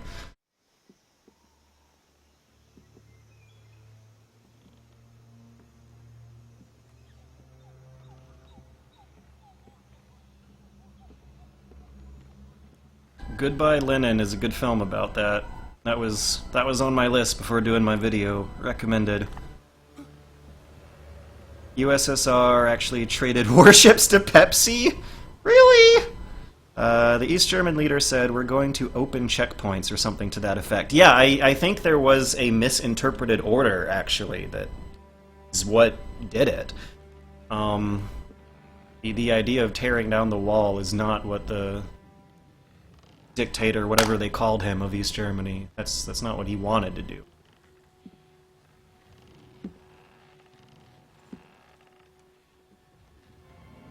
Laurie Allen. Steven Universe, everybody. Boss? Pearl. Oh no, those are really heavy! You know, nowadays they'd use some kind of like Good work, Jack. cloth What are you doing here? physics to make like a little ripple effect, some kind of deformation going on. But back here in this PS2 era, it looks like what they're doing are just rotating the planks that these characters are standing on. Those bees, there are very, very small amount of 3D bees, but a massive amount of 2D bees. Fun fact, in the 3DS version of this game, the 3D bees actually pop out at you and there's more of them. It's like the one part of the game where the 3D effect actually gets utilized to its a good extent. But you can see on the foreground of the screen, you have a few bee models. The rest, that's all sprite work. That's just like 2D planes. That is a screen door effect that is cut into the shape of bees to produce the illusion to save the PS2's frames. But man, when you give it to a competent team who can squeeze as much detail into as many camera angles as they can, they really push that hardware to its absolute most limit. My friend. I remember in like 2004, I thought Splinter Cell would be the best looking PS2 game there'd ever be, and then a couple of years later, stuff like MGS3 and Black comes out, and then a year after that, MGS3 has its extra camera angle thrown in, where it can maintain a good frame rate at a horizontal plane through the jungle and the foliage, and it's beautiful. And I'm wondering just how good looking things would have gotten if PS2 development never ended. No, it's not. That's blue. Look at... Is he crying? I'm afraid to press the zoom in button for what it might do to the cutscene. I think it's triangle, but I won't start tapping it until the end of this thing. But if memory serves me correctly, it should be triangle. Oh, yeah, Black Obsidian says, kinda lame they explain some of the Cobra's powers of parasites. Tell me fucking about it. It's like for 1 through 3, they had a really different understanding of what magical realism meant to a story than afterwards. They decided that the magical realism were fun mysteries that viewers would have fun solving, rather than fun, mysterious anachronisms that viewers would have fun thinking about rather than actually solving. Because whatever's going on in your imagination is instantly going to be more fun than whatever the whatever the screen can show you with their face, with visuals. Are we taking him with us? No, this one is still just a child. Too pure for us Cobras. He has not yet found an emotion to carry into battle. What are you talking about? Think you can pull the trigger?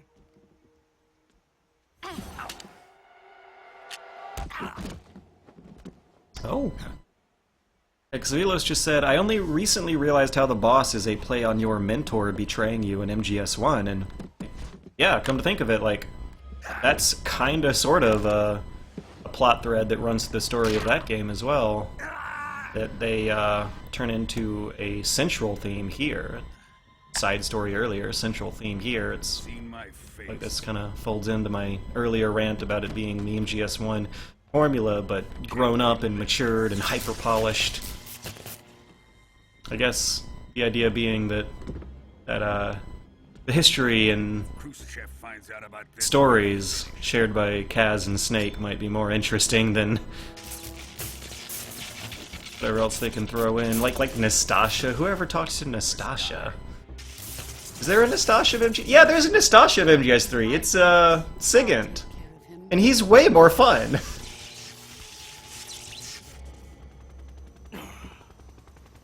Jack, you can't come with us.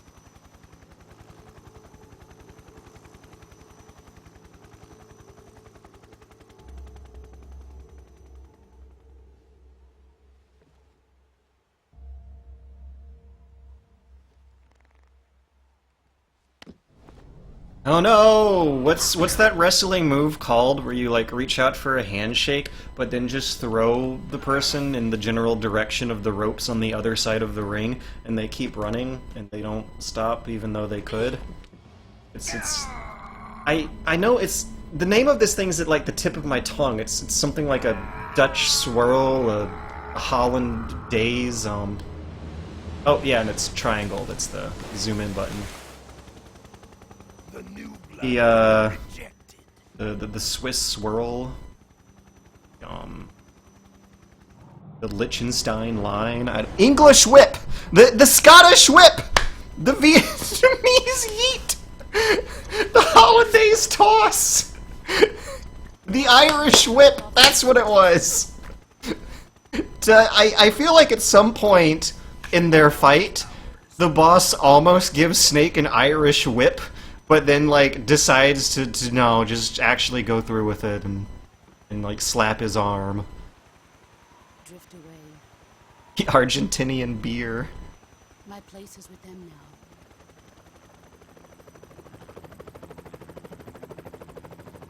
now. American roundabout. The Australian shake. This is gonna go on forever. The Japanese jostle.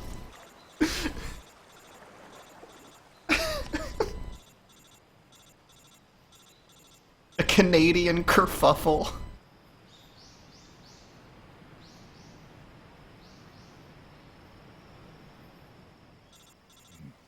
Wake up, Snake.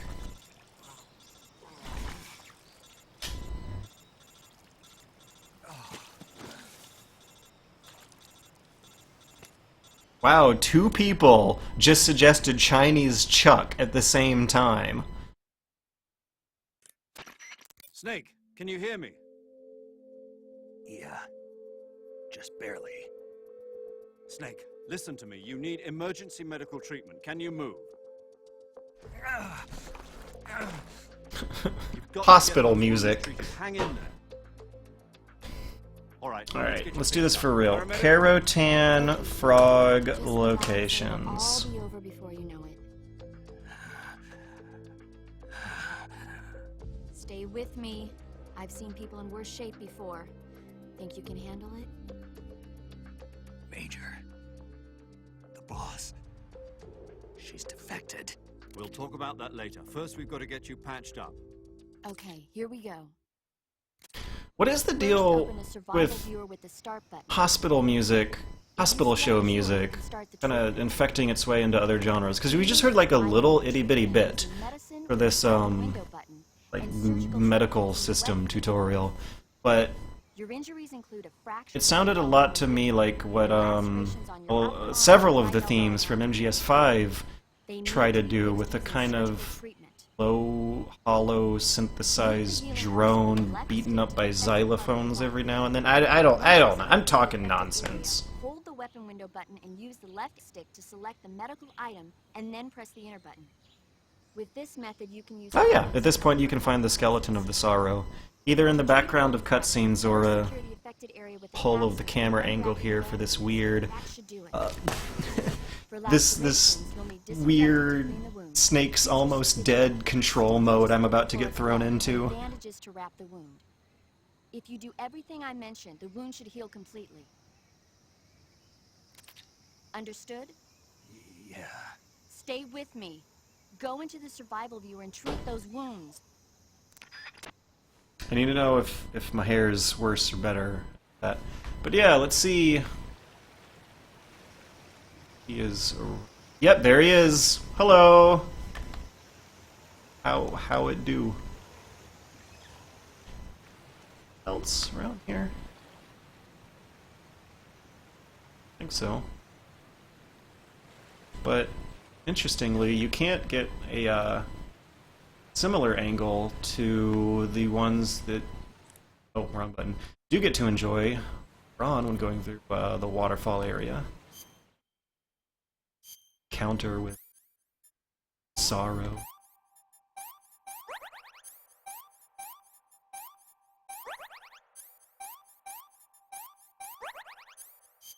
Oh, what's this broken?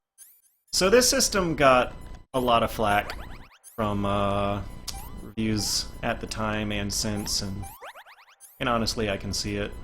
It's tedious, but thing is, when you don't get into a lot of fights with a lot of super duper stealthy playstyles that are oftentimes forced with European Extreme Mode, you don't have to deal with that system a whole lot. And I've actually really always liked the sort of long-term risk-reward decision-making process that systems like that bring to a game.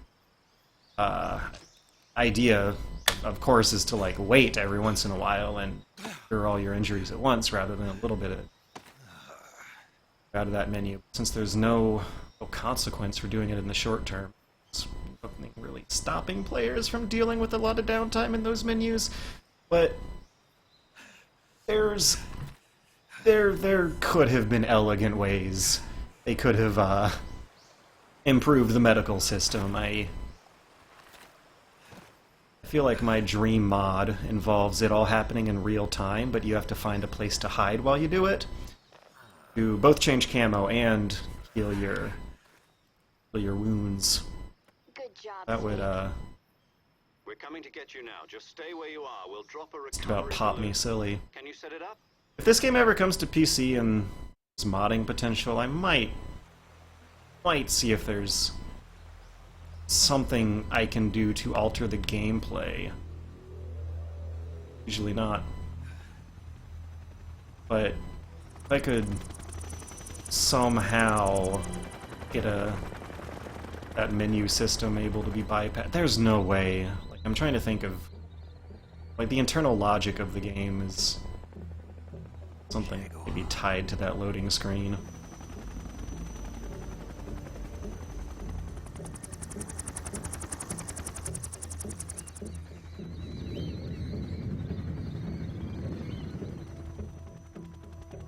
This game will never get another re-release as Ninja Gory 98. But no, you gotta believe this game got a re-release, I think, this year. I think they did the NVIDIA Shield version this year, which means they have an Android version of this game, which means that they have... It also means they have a Tegra version of this game, which means it might actually get put out on the Nintendo Switch. Konami just put out a remaster re-release of Zoe 2 with a VR mode, so they're still doing stuff. They're still re-releasing stuff. So I actually have my hopes higher right now than I have had in years past that MGS3 might get a more definitive version on a more permanent console. I guess I should reiterate that as permanent platform. We're really going to be future-proofing our game collections. We might not be playing all this old stuff on consoles in the future, but on some weird all-in-one box that attaches to whatever weird slab we're watching our media on then.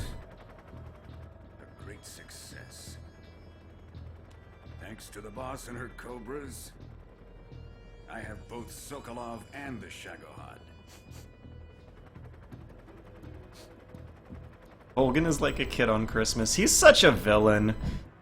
He is completely inexcusable in his cruelty and his sadism, and he plays it up, he laughs it up, and he also just like legitimately like pisses me off to a point where it's just like real satisfying to finally fight him and take him down over a beautiful ass, like almost 30-minute long chase scene.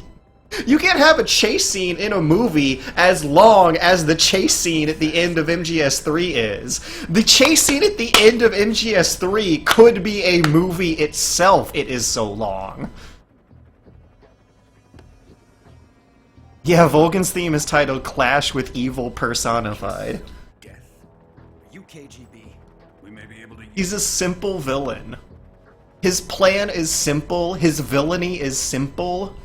He is just so simply evil.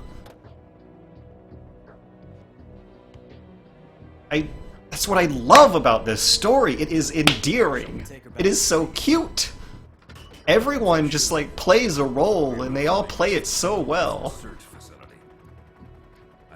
Like even Ocelot is like as complex as his role in this story is, it still so neatly fits into that archetype of well, two archetypes of a double-crossing, oh no, a bad guy was secretly helping you all along, and also the, like, cocky, anxious teenager trying to show up for a cool guy he really admires.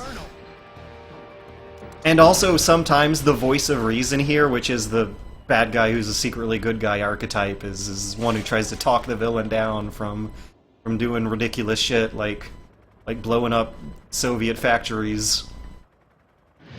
So let's all take a moment to appreciate how good this next shot is.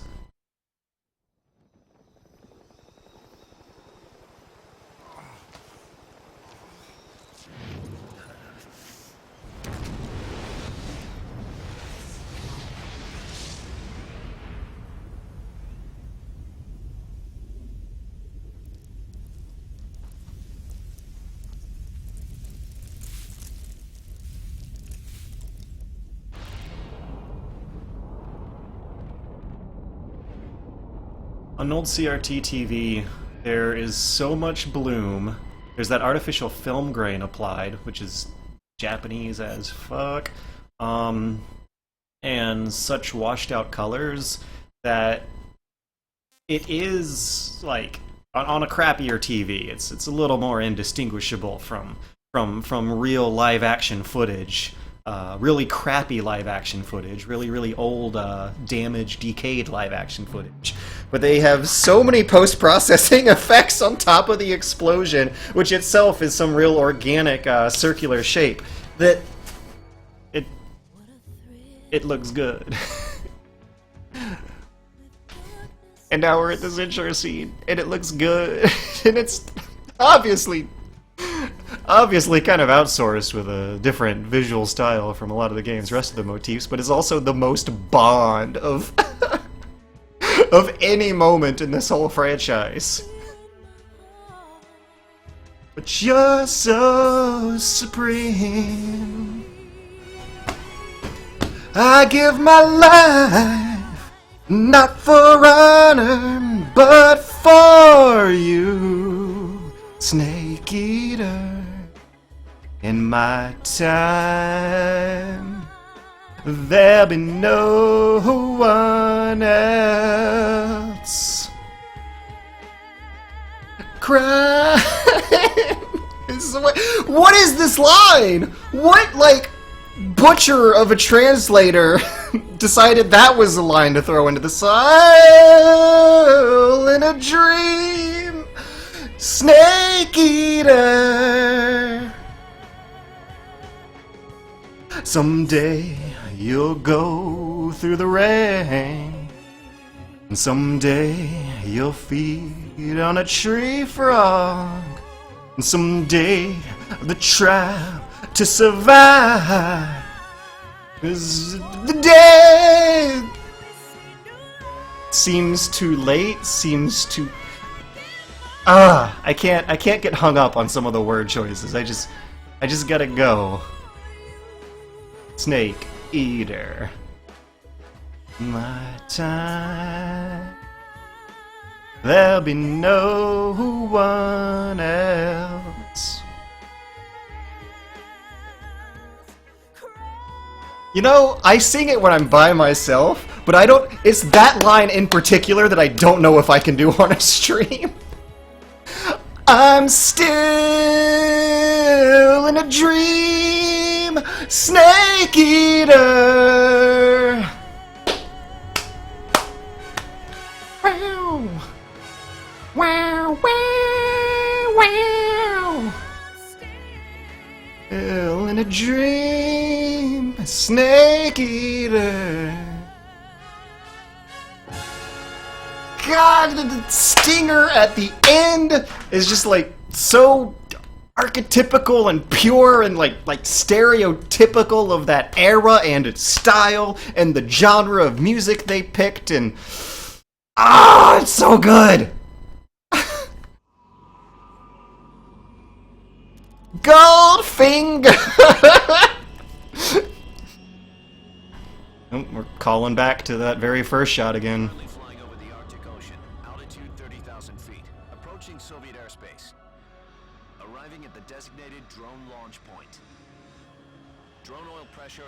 I don't think they had drones back then, Kojima.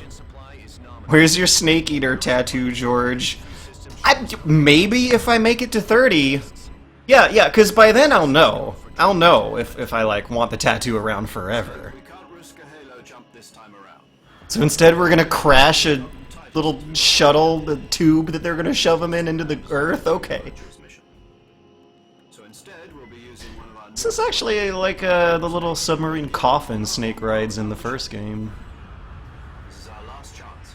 Show your patriotism. Oh, that line has aged. Back in a hospital bed again, waiting for the firing squad. I wonder if, So how does it feel to be a patient in one of if and/or when the USSR captures a foreign spy, did they, like, execute them with the firing squad or something else, or did they, like, hold on to them and negotiate for releases, which, you know, happened. I'm just wondering what, like, the standard protocol is. Like what did it say in their rule books? Does that mean they're after you too? Whip that patriotism out. Neither one of us is going to be made a national hero out of this. Does this mean Fox is going to die? No. This fox is still one step ahead of the hounds. The reason I came to see you today, Jack, it's time for Fox to clear its name. What are you talking about? Yeah, high stakes negotiations behind closed doors. Chance to come out of this one. Oh, dude, they traded usually. But what about the Call of Duty Black Ops, where any government involved has to deny that they were involved afterwards? Do the soldiers just get thrown in the trash, I guess? Oh wait, no, maybe they'll get really, really mad and decide to create a rogue nation of only soldiers who were pissed off at all the world's governments, and what could go wrong? Yesterday, the White House received an unexpected call. President Johnson? Yes, I hear you, Mr. Chairman. It was a hotline call from Khrushchev to President Johnson. From the head of the Soviet Union? That's right. A few days ago, one of our country's main design bureaus, OKB-754, was destroyed in a nuclear explosion. At about the same time, our anti-aircraft radar picked up a signature that appeared to come from one of your military aircraft. Does any of this sound familiar to you?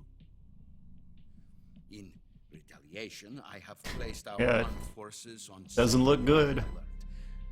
Depending on your response, I may be left with no choice but to order the military to maximum alert and unleash Armageddon. With the Bad Russian accent talks to bad Southern accent. survive the Cuban incident. But my power is not as great as it once was. If I am to survive this crisis, I must have... I can't, yeah, no, Trump and Putin do not talk like this. I bet there's a lot more, cute terms of endearment. Winks and nudges and sudden flip-flops on previously hard-held convictions. Yevgeny Borisovich Volgin. Which president is this supposed to be? Is this supposed to be Eisenhower? Who is the soldier? Or... Her name is the boss. She's a living legend. During World War II, she was the one No, who led us to victory in that who war. succeeded Kennedy? Russia, you know her as Voyevoda. You mean Also, I'm gonna look up what that means right now. the mother of... Lyndon B. Johnson, yeah, that's what he would be too, his big bald head, right? And she took 2 miniature nuclear shells. Wait, no, maybe... The boss. Yeah, no, there is a page on the Wikipedia, on the Metal Gear Wiki for Lyndon B. Johnson.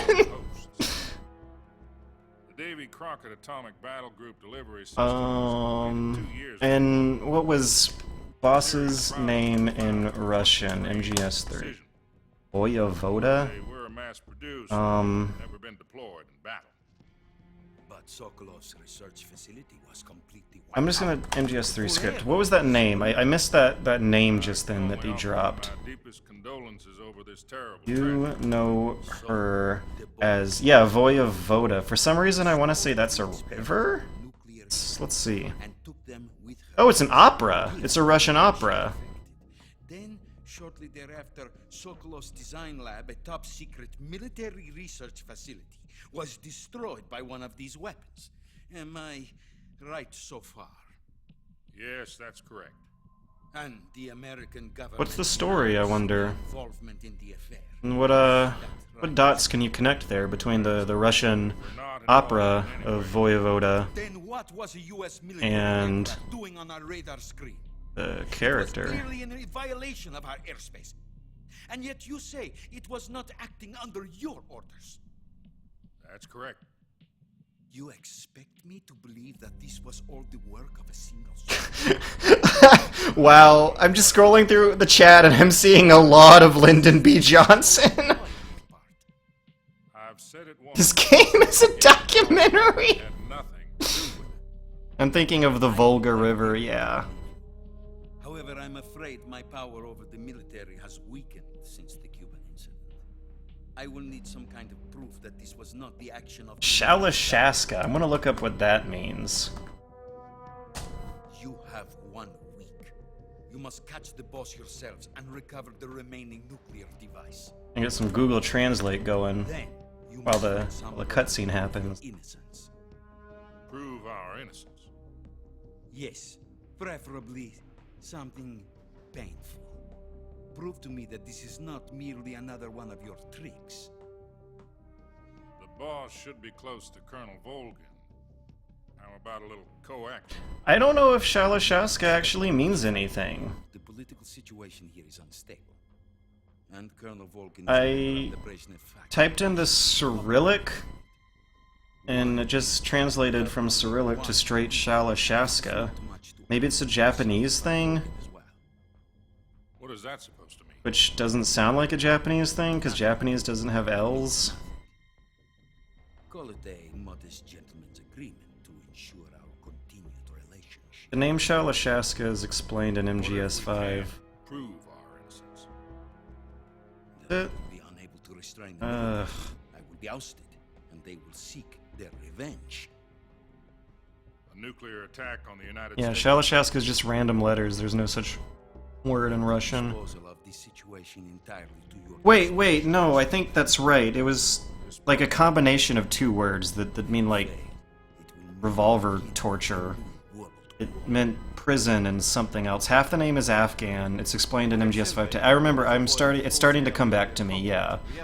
And I think it might have been prison and torture. It had something to do with how his like character trait was that he liked torturing people.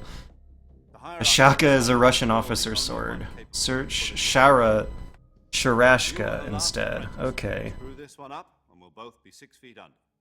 There's no choice.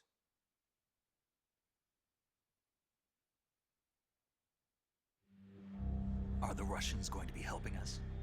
Oh my god! Has promised to lend us one of their The Experimental Design Bureau, commonly known as Sharashka, was an informal name for secret research and developmental laboratories in the Soviet Gulag labor camp system.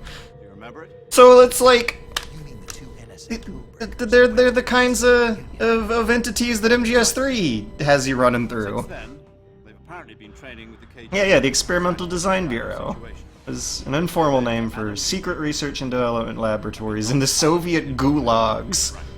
Which, I don't know, I mean, Also arranged for him to I'm thinking about it, and those You'll need to run the scientists in these laboratories in this game are basically prisoners, so you could say it might be. Oh my god! Cool! That's really freaking cool!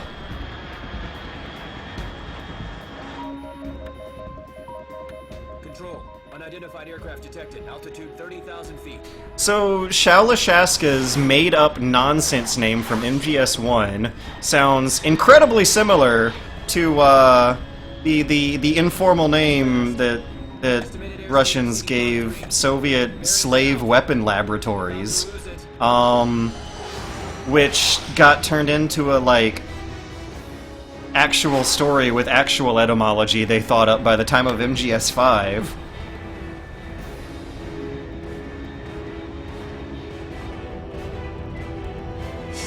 Sharashka, yeah, is where scientists worked in prison conditions forced to work, which does describe the buildings you sneak in and out of in MGS3 surprisingly well. Wow, I didn't know that they actually used slave labor to do science. That's fucked up. How do you die? Yeah, I don't... I mean, the more I think about it, there's nothing like stopping degree earners from being subjugated by their government. It's just that usually those are the class of people who aren't, and that's what I'm used to. So no wonder everyone wanted to defect.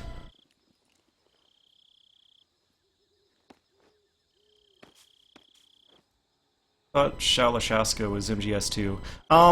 In MGS1, though, I think he says it. I think he says that... Which means they might have had the explanation ready in MGS1, actually, because doesn't he say that in like, 1998 times he is known by the Mujahideen in Afghanistan as Shalashaska? Isn't that what he says? Isn't that the line? I'm looking it up. Because maybe they had the explanation ready as far back as MGS1, and it just never got fully explained until MGS5, and everyone thought it was nonsense all those years. Yeah, I love this shit. MGS1 script. Let's do it. Eliminate the boss.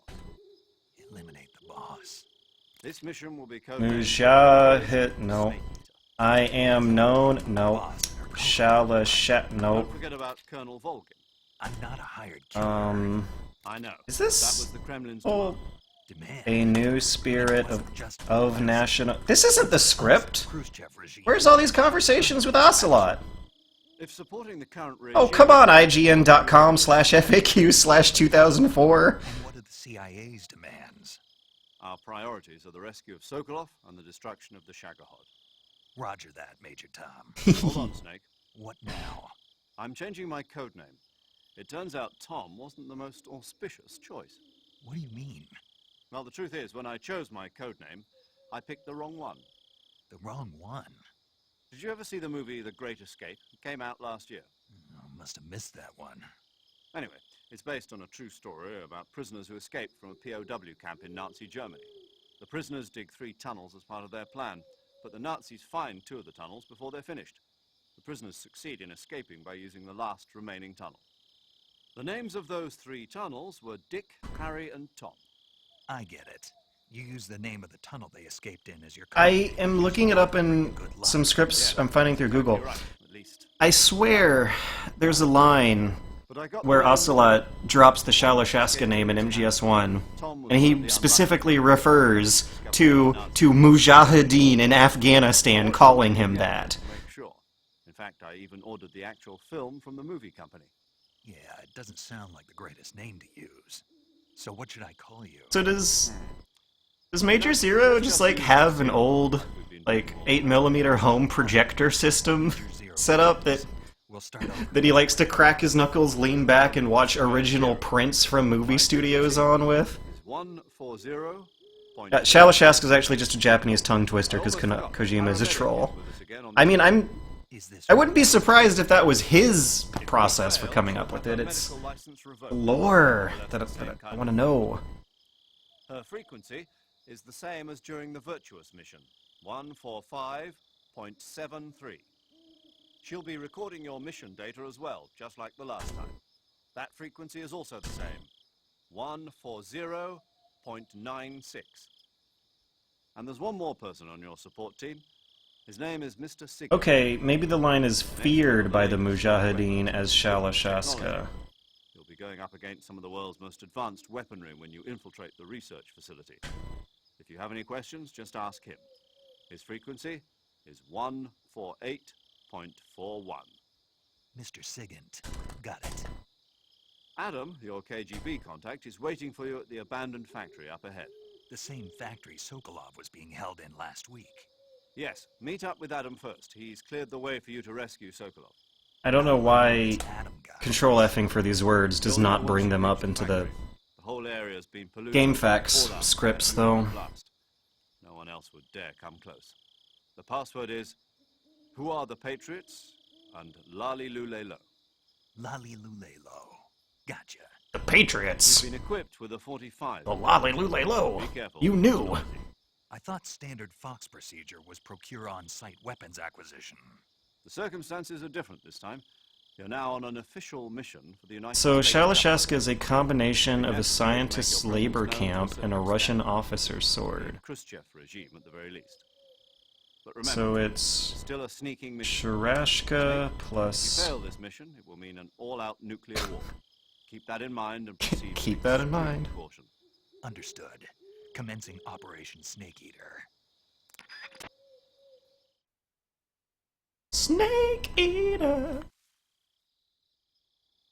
Is there anything I need to get behind me? We'll just continue to move forward and get my butt kicked. My butt. Okay. Wait. I think they're actually... Yep.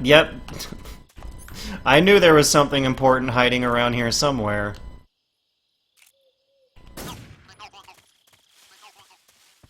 So there are going to be different frogs. God damn it, wrong button. There are going to be different frogs placed in the same areas when I them for nighttime stuff, and get better oriented on where exactly I am. I'm actually going to be looking at that map every now and then. Yo, in the 3DS version of this game, you actually use the map.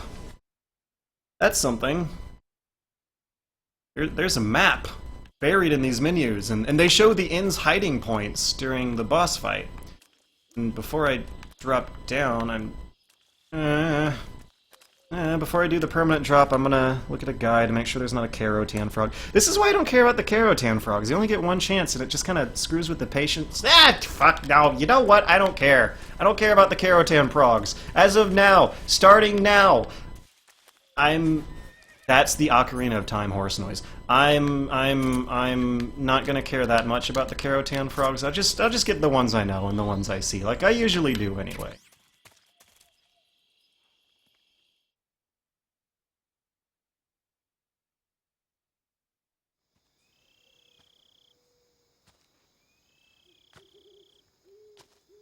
Aww. Rotor222 just said, I actually like that these dorks turn out to be big bads because it turns this game into a villain origin story. I mean, thing is, this game was already a villain origin story to begin with, without all that stuff. Like, Big Boss gets screwed over by America here, and he stays mad about it through the other games. And apparently that's the origin story, is him being a disposable soldier and coming to realize it throughout this mission. Or him and his mentor, rather. That arm still hurt?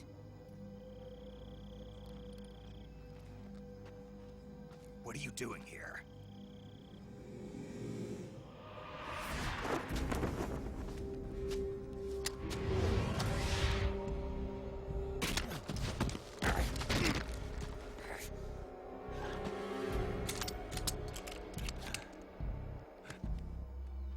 Go home.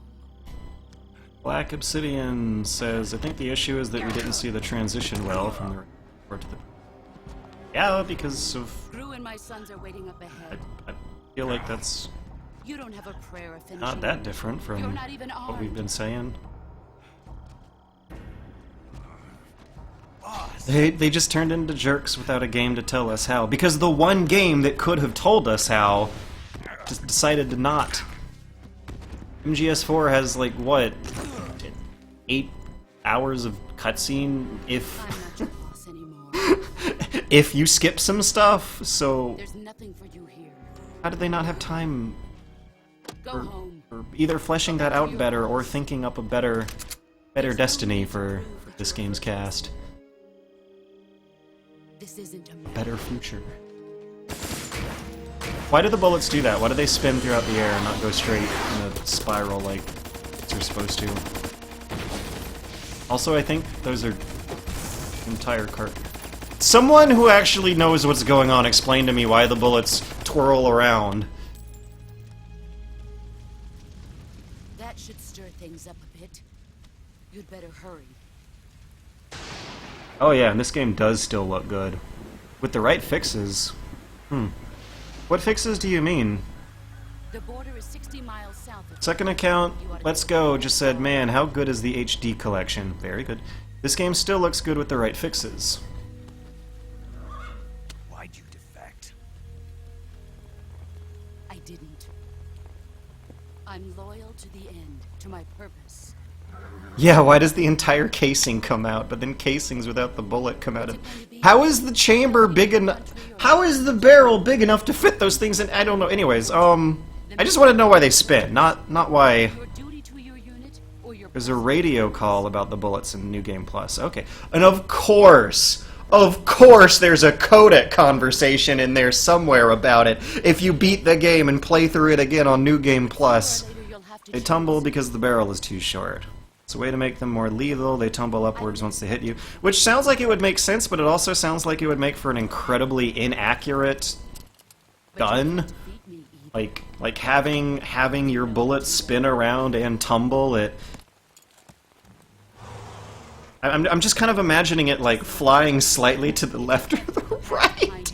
You won't survive long. Like just completely around whatever target you pointed at if you're like, oh no. If we meet again, If you're like more than a stone's throw away from it. now go home.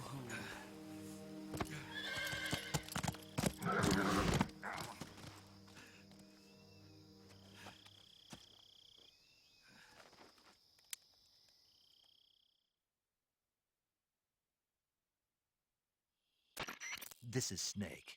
Major Zero. I read you, Snake. I was ambushed by the boss. You were what? The drone's been shot to hell. It's up in flames. That's not good. Enemy scouts are going to come looking for you. Yeah, I know. But what was the boss doing here in the first place? There's got to be a leak somewhere. No, that's impossible. The man the boss is working with, Volgin, isn't exactly on speaking terms with Khrushchev. I lost my gun. The boss destroyed it. Snake, I know how you're feeling. For me to believe, too, that a legendary hero like the boss would go over to the Russians. The other thing about the Metal Gear Solid world that I've never really been able to easily accept is the thought that there are legendary heroes. There are like legendary mercenaries. You've got to do and it, like Snake. She's your enemy and your objective. Most of the time IRL, for very, very good reasons, like people don't publicize their name if they're making enemies. I don't know. I remember having a Discord conversation. There is a Navy SEAL, a former Navy SEAL, who claims to be the man to have shot Osama bin Laden. And he's written a book, and he's done interviews, and he has a Twitter account where he's angry about being a conservative all the time. I don't understand why he feels safe doing that.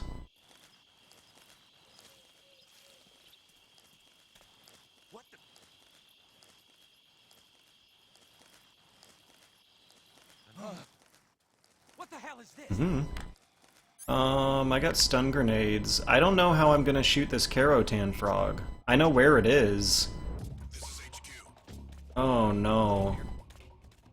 I have to make a decision. I have to decide if I want to go all the way back to the very first area for that frog and whatever items I might find along the way, or if I want to move forward. But, you know, it's 11:50. I'm just gonna sneak my way downtown. Boo-doo. Boo-doo-doo. Boom, boom. Bye.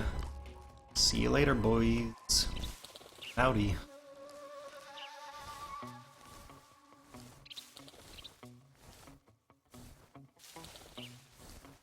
Where are those reinforcements coming?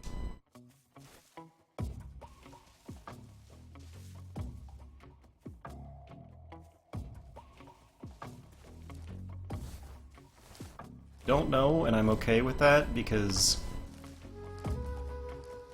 of MGS3's most misunderstood quirks is that it's very much a game about limiting your visibility rather than making it omnipotent.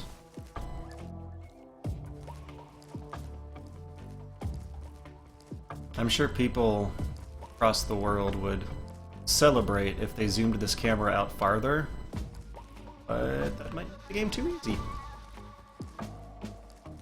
So instead, you just get to enjoy this slow belly crawl to a faux Mission Impossible. Oh, by the way, for people who care, the Karotan's at the top of that hill. Without a gun, supposed to like use a grenade or something to hit it. Or you could collect the gun pieces back, but I don't think the gun pieces appear in European Extreme Mode. Like, I'm pretty darn sure, actually, they don't. I did not see anything spinning around, and I am in the habit of walking past that section, and I am such an anal asshole about collecting collectibles that, you know, if they spawned on European Extreme, I totally would pick them up and get them.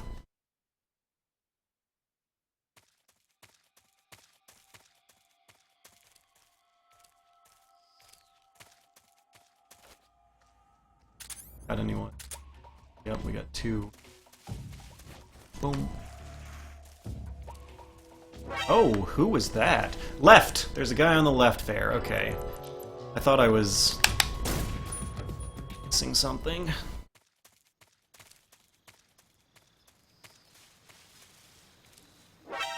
I guess I walked in there too early?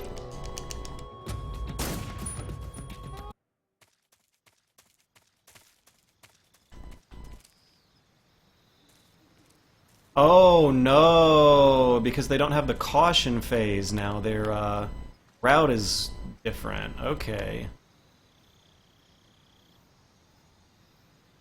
I might be able to leap down there when both their backs are turned, but don't know if I should. Yeah, I'm gonna take a risk and some grass when I'm.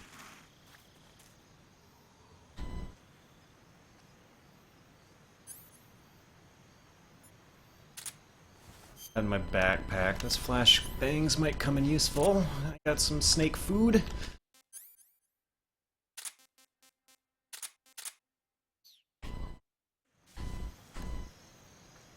I'm gonna want to nab this guard, hide him in the grass, sneak across the bridge, take a concealed route under to the other side of cliffs. That is my plan. But first I need to make Snake's body disappear so that I can cram him into a tiny little spot of dirt against the hill.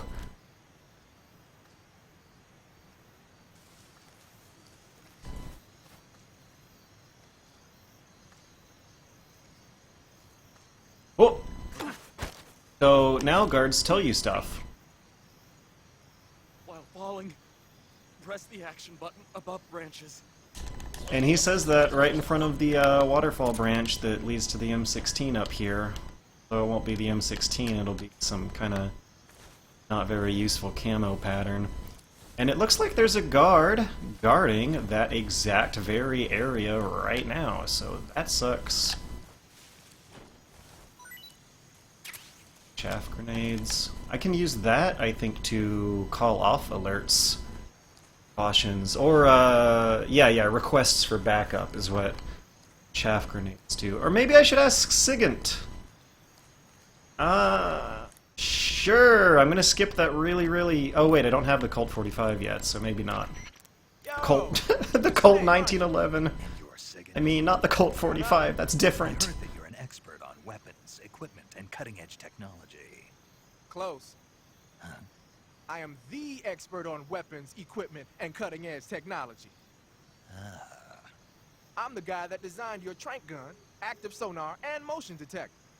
If you want to know anything about weapons or equipment you find in the field, just send me a message and ask. Later. That's it. That's his intro. Sounds like the Cobra Unit's members' names came.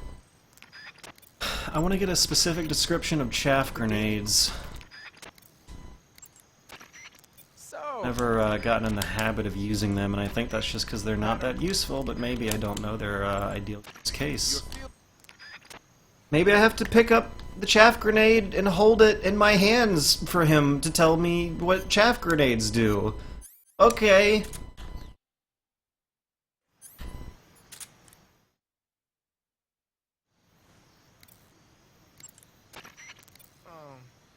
That's a okay, here we go. From what I can tell, it's an How can you tell weapon that? That works by scattering a bunch of metal foil in the air to interfere with radio signals. Call it a chaff grenade. By using a chaff grenade, you can disrupt the function of enemy radios and electronic devices for a short period of time. But keep in mind that as long as the chaff is in effect, you won't be able to use your motion detector or active sonar. That's fine by me. I don't have either. So yeah, I guess if they are about to start calling in reinforcements, you pop one of those. Where did the guard on my left go? I think... Oh, went back up.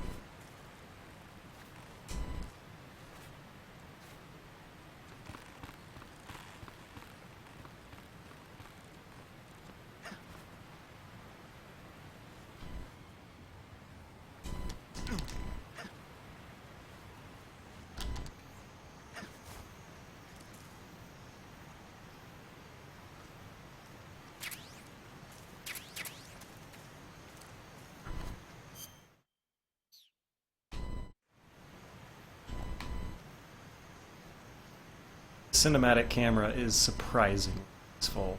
Look at it. How am I supposed to do that without the wonders of a cinematic camera? Yeah, an underrated feature. That's the best version.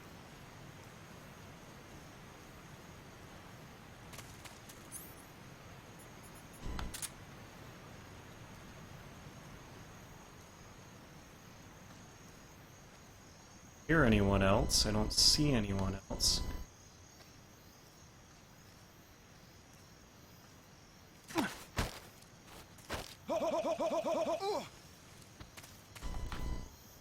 For some reason, I want to say there's an item in this grass that I remember, although it's not able to be seen, so maybe there is not an item hiding in these grasses, unless it's a Virtuous Mission thing.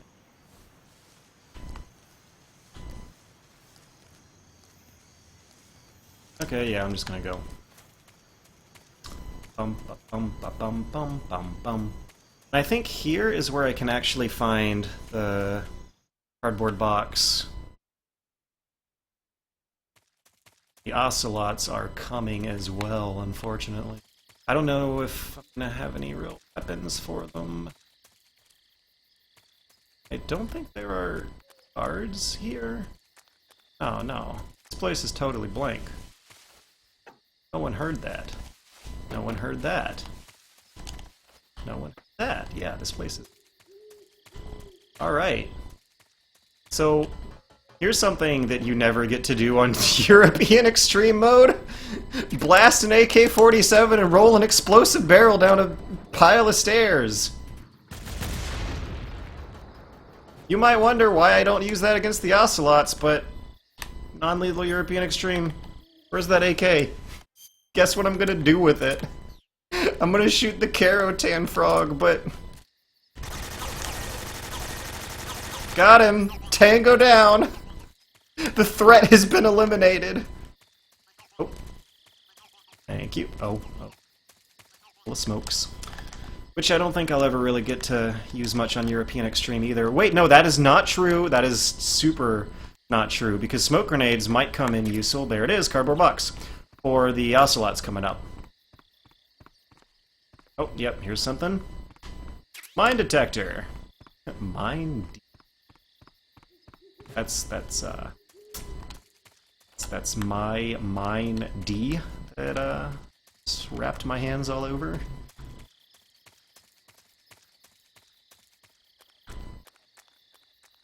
And I think there is one...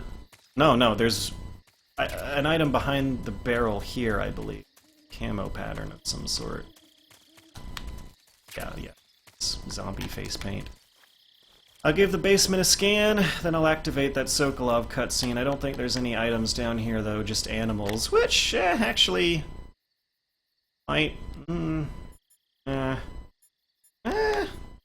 if I can... put animals to sleep with stun grenades. I think the answer is yes, which means I won't need my tranquilizer. Well, I'm about to get that back anyway. But... I don't know if there's a poisonous snake around here. Or a scorpion or a spider that I can use against the Ocelots. Where's, Adam or Eve? Oh my god. Arerica just asked, Super Bunny Hop, do you normally play on European Extreme?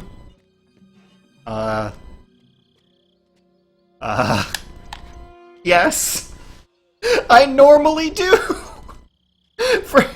Now that I think about it, I played Metal Gear Solid 3 on hard for a night recently. I played it on hard a few years ago, but I've played it all the way through, like regularly every couple years on European Extreme. I was playing Metal Gear Solid 3 on European Extreme at MagFest last year in the console gaming room. Who are the Patriots? Oh, she knows that's a passcode. So it's real fucking lucky that these guys show up. Trapped. Get down!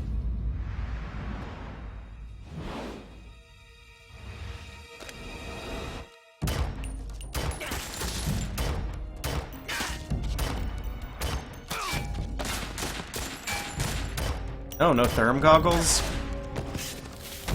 Where did I miss the therm goggles? I think they're in a locker in Sokolov's room. So I'll be getting them when I fight the Ocelots. And I'll give the Ocelots one attempt tonight. I'll probably lose, and that'll be the stream. And I'll be picking it back up with the Ocelots again tomorrow. But until then, I'm gonna have a lot of practice to do.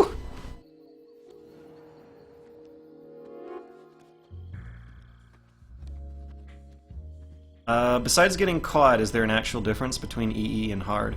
Ninja Gregory 98. I think so, actually. I think there's a few extras thrown in to European Extreme. The like gun not being able to show up. Boobs! This is shameless. There is no explanation behind this. They're just there. They are there to distract him and you. It's not because she breathes through her skin. It plays silly music in the background. There is no shame there.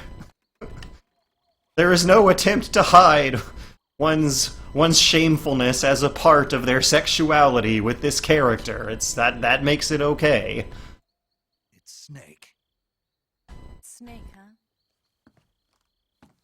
Well, I'm Eva. Are you here to tempt me?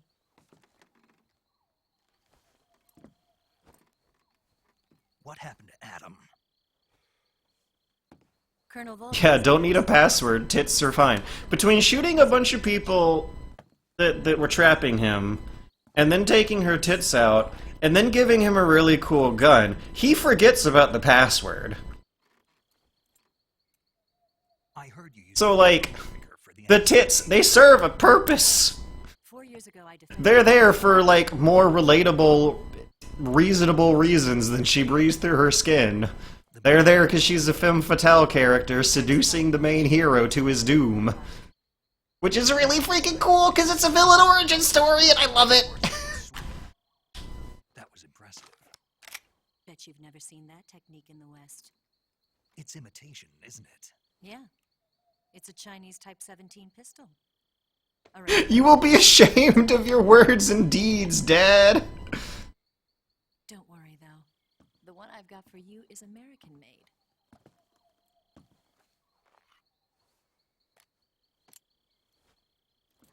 I don't think she ever knew the password. The Lalilu I don't think, even though she would know about the Patriots, I don't think she knows the specific password for that specific counter. The slide's been reinforced, and the interlock with the frame is tightened for added precision. The sight system is original too. The thumb safety is extended to make it easier on the finger. A long type trigger with non-slip grooves. A ring hammer. The base of the trigger guard's been filed down for a higher grip. And not only that, nearly every part of this gun has been expertly crafted and customized. Sigint gives an even longer explanation behind how cool this one particular gun is. Where'd you get something like this? I grabbed it from a Western munitions armory. It probably used to belong to one of your officers, and there are more with I like how Snake has an even bigger reaction to the gun than to Eva's tits. You had this with you, didn't you? Better take this too. What's that? A disguise to make you look like a scientist. A disguise?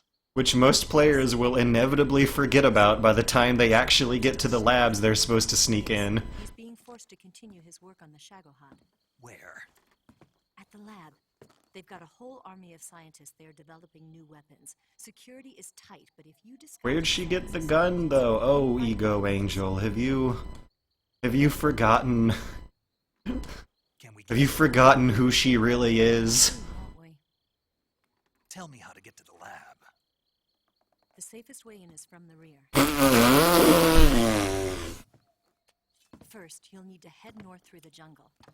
You'll come to a heliport used for shipping materials. Pass the heliport and continue north, and there will be a large crevice. Descend into that area and you'll reach a cave. Move through the cave and you will arrive at a mangrove swamp. After the swamp, there'll be a warehouse. How does she know Make your way through the warehouse and you'll come this out incredibly just specific order Got it. of locations that Snake is going to be bypassing in a Close-range combat, a knife can sometimes open, be roadless forest By doing when this, I'll be able to hold a he knife could at the same climb time and still keep over the gun any hill steady. in any direction That way, to I get can to where he instantly needs. switch between a gun battle and a knife fight. Plus, she already knew how the level designers made their tunnels for funnels. Right. Let's get going. Oh, Ego Angel wants to know whose gun it is? Zero's? I'll be fine. I think it's just a gift. To, You'll bribe never make over your condition. she'll encounter missions, Jungle out there. which is what she's doing, right? I don't know. I'm gonna Google this. It's dangerous Big to get Bosses out. Colt 1911. I have to get back. I can't be gone for too long. Because I don't think there's anything particularly special about that gun other than it just having a whole bunch of Don't worry. modifications on it. For the radio. That's it. My orders are to provide you with information, nothing more. She stole it from a vault from within Groznygrad that was used to store Western weapons for research, by seducing the guards. Snake furthered the gun's abilities by whittling a notch. Okay. Yep, there's a codec conversation where she explains where the gun comes from. But yeah, no, there's nothing really super special about it. What's the matter? I don't know you well enough to trust you. How well do you have to know me to trust me? The guns are modified just like Ava. I don't know if I can trust anybody.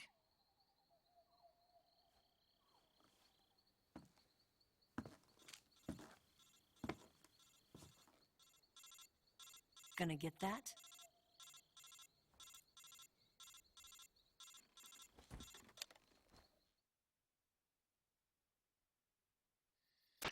She's right, Snake. You should get some sleep. Although in your condition, you really ought to be back in the ICU. Whenever you save the game and quit, you'll go to sleep. Sleeping allows you to gain back stamina naturally. I guess that happens. Depending on Full how of long you fights sleep, and stuff you too. may also recover naturally from sickness and injury. When you're tired or hurt, the best thing to do is just get some sleep. So do yourself a favor and take a nap. Doctor's orders, okay?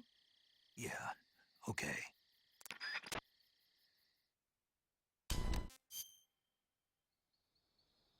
Her timing is pretty impeccable.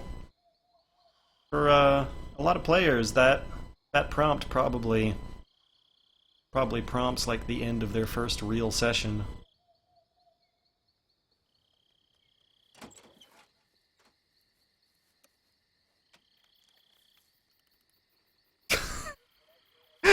Oh no. Oh no. Soft boy, I just saw your message. Softboy Rassvet just said, God, George, I hope you lose against the Ocelots because I have a fucking great donation for you to read if you do. And thing is... Oh, yeah! I know that message is gonna be good. It's...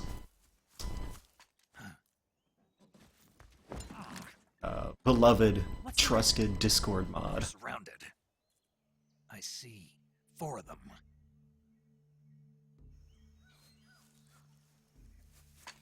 Also, I don't know about you, but I kind of like how how Let's get out of here. Hurry. how cheeky that R1 glance at her parts thing is. It's just like, it feels like it's less a unavoidable part of her character design and more like a fun feature thrown in by the game developer, which makes it feel less like, We can use this to get to the basement. I don't know, weirdly intrusive. Like, it's not like her being a sexy fan service character is making her life really terrible. And Quiet's life is really freaking terrible. And it's weird juggling like eroticism with the degree of like absurd punishment and sci-fi nonsense that she gets. Ooh. Joshua32 said, George, you should set up a sound bit of Ocelot meowing at a push of a button. Whoa! Oh shit! I'm into it. Okay. First order of business is to grab the gogs.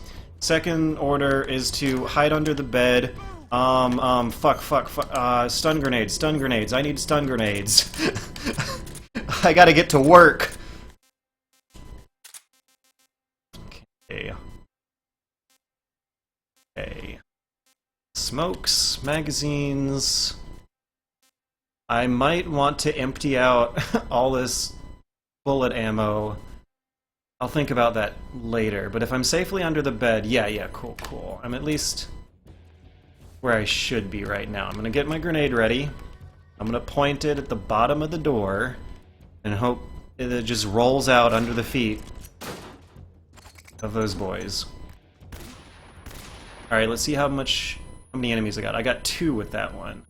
Oh, there's still one more. Oh, there's 2 more in there. That should get him. 7-6, yeah, cool. Okay, now, next order of business is through the trap... Wait, no. I have to make sure it's... There we go. I have to make sure it's clear, because the noise of those stun grenades can bring Ocelots over in here, who can spot me on my way to the trap door.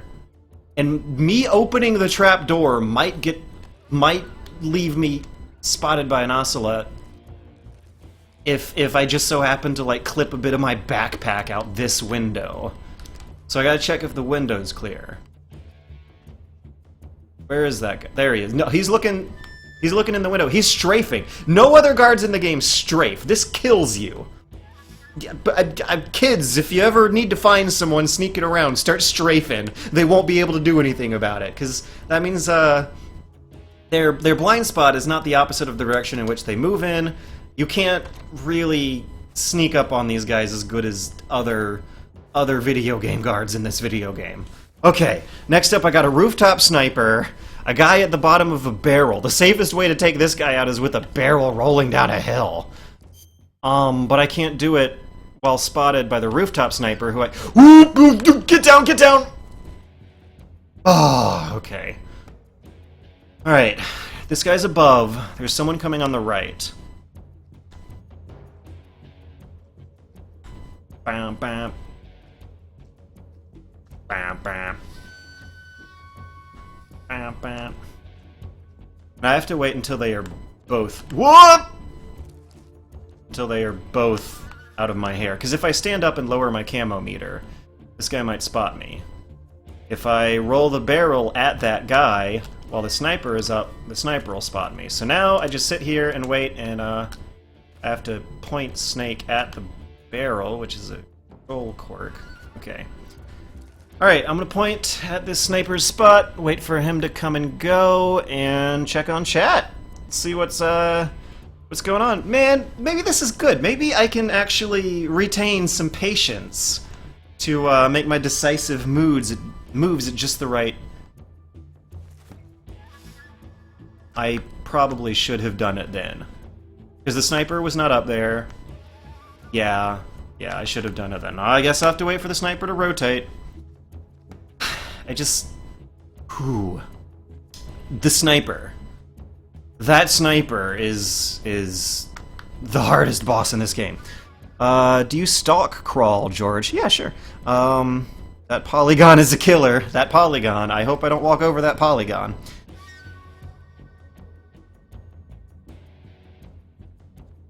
Bam, bam. Bam, bam. On snipers, gotta rotate.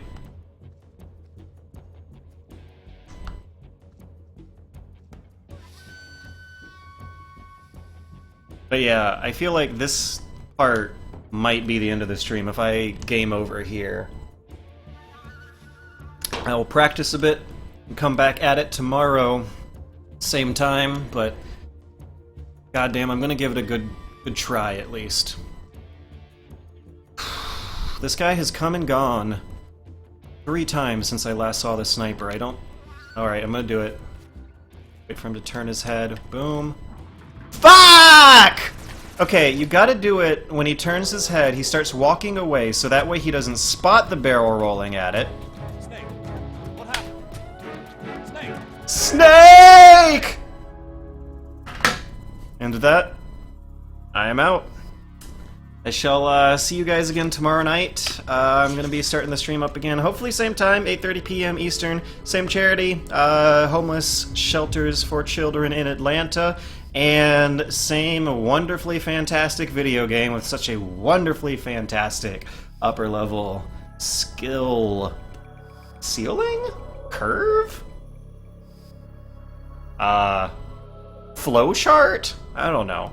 Anyways, I'm gonna switch it over to the Steam Link here to press the button, and hopefully that step of the process doesn't screw itself up. But wait, if we I knew it.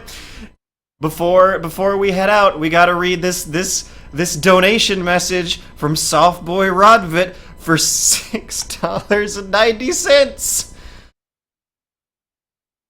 Fisher, the